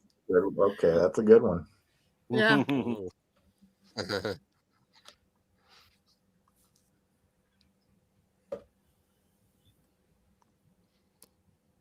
Yeah, so Triv is the outsider in this one, huh? But yeah, I have to absolutely have to go with the original. I mean, it's one of I think it's in the top 5 greatest openings of all time.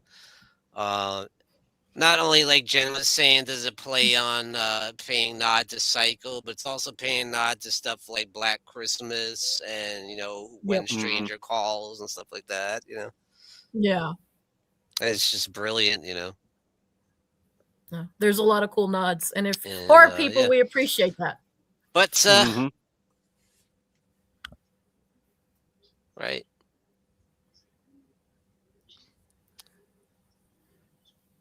All right, great stream tonight, guys. I think we'll wrap it up here, and just want to say thank you, Jen, for being a trooper. You know, I know you're not a big Scream fan. No, so- this was a blast, guys, and like I love you guys. I love all you guys. I love you too, Strange Monkey. Like this was such a blast. Like that's what I was sitting here thinking. Like even a franchise that I'm not as hot about, it's so fun to talk with you. I come every month and talk to you guys, like and just have fun discussions. And even if it's not a franchise I'm a fan of, you guys make me look at things a different way. So I really appreciate it. I always have a blast here.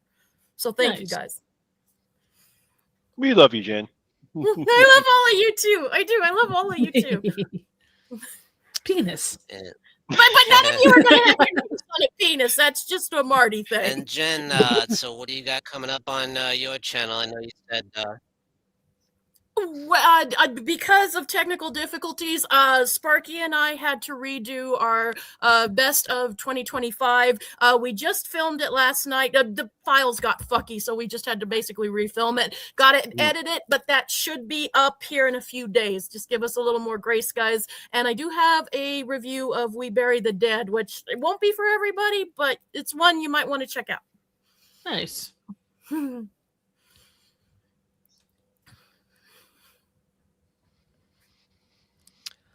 Strangemonkey Reviews.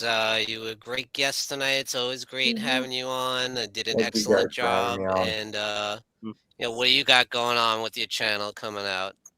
Let me just say first, I appreciate you guys for having me back on the show. It's been a long time, and I'm really happy to be here. So thanks again for having me back on. Since Scream 7 is around the corner, I have a new entry in a series that I'm working on of like what if scenarios in movies. And this one's going to focus on Scream, and it's basically about Maureen Prescott and what would have happened if she had not had the affair and how things would have turned out. And, if this whole thing could have been avoided or some certain things had happened regardless. So I came up with some interesting ideas, and, it should be out soon. And Very cool. I have another video. It's a top 10 countdown on the best antagonists in zombie movies and shows. So that's what I've got coming up. Okay. Nice. Nice. Yeah. Very I cool. expect to see Negan. Oh, he'll be there. He'll be there.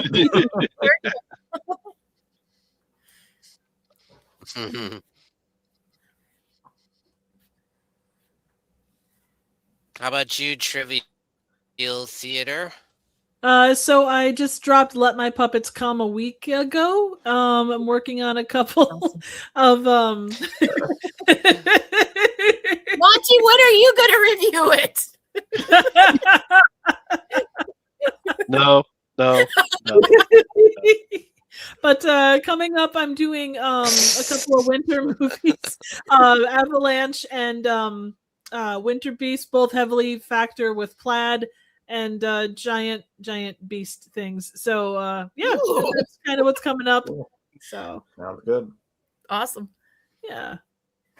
See, I Also, knew you you're- had. I knew you had a hand in. I knew you had a hand in getting Trip to do that video. No, she just mentioned it at one point. Like I think she did a trash Right, fire. RMTG, what have you got coming on your channel?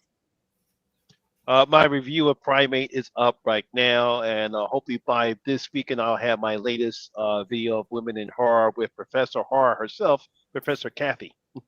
Very cool.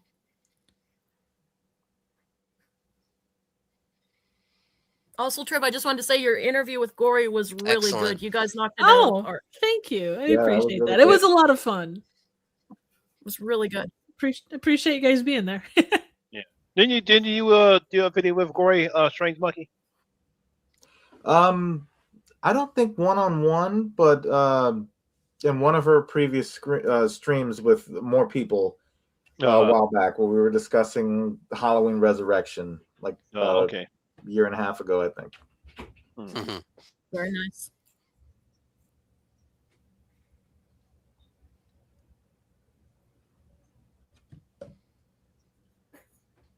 Excellent. Just want to say thank you guys for putting up with me and my bad internet. I know I've been on delay the whole time, and I'm sorry about that. But I think That's we okay. still Well, came good. off all right. Did the best we could, and you guys did an excellent job. And I think we covered the Scream franchise quite well. I think we did a lot of justice to it. So thank you, everyone. We appreciate you, Sean. No problem, man. That's right. I'm delayed all the time. Like, it's not the internet. I'm just delayed all And, the time. But we still get through it. I had some issues in the beginning, but it all worked out. So don't worry, Sean. Yeah. Yay. Yes, we're all at the mercy of technology. Yeah, Yeah. that's for sure. Be a giant that's cell it, guys. phone or Have a whatever. Yeah. Everyone.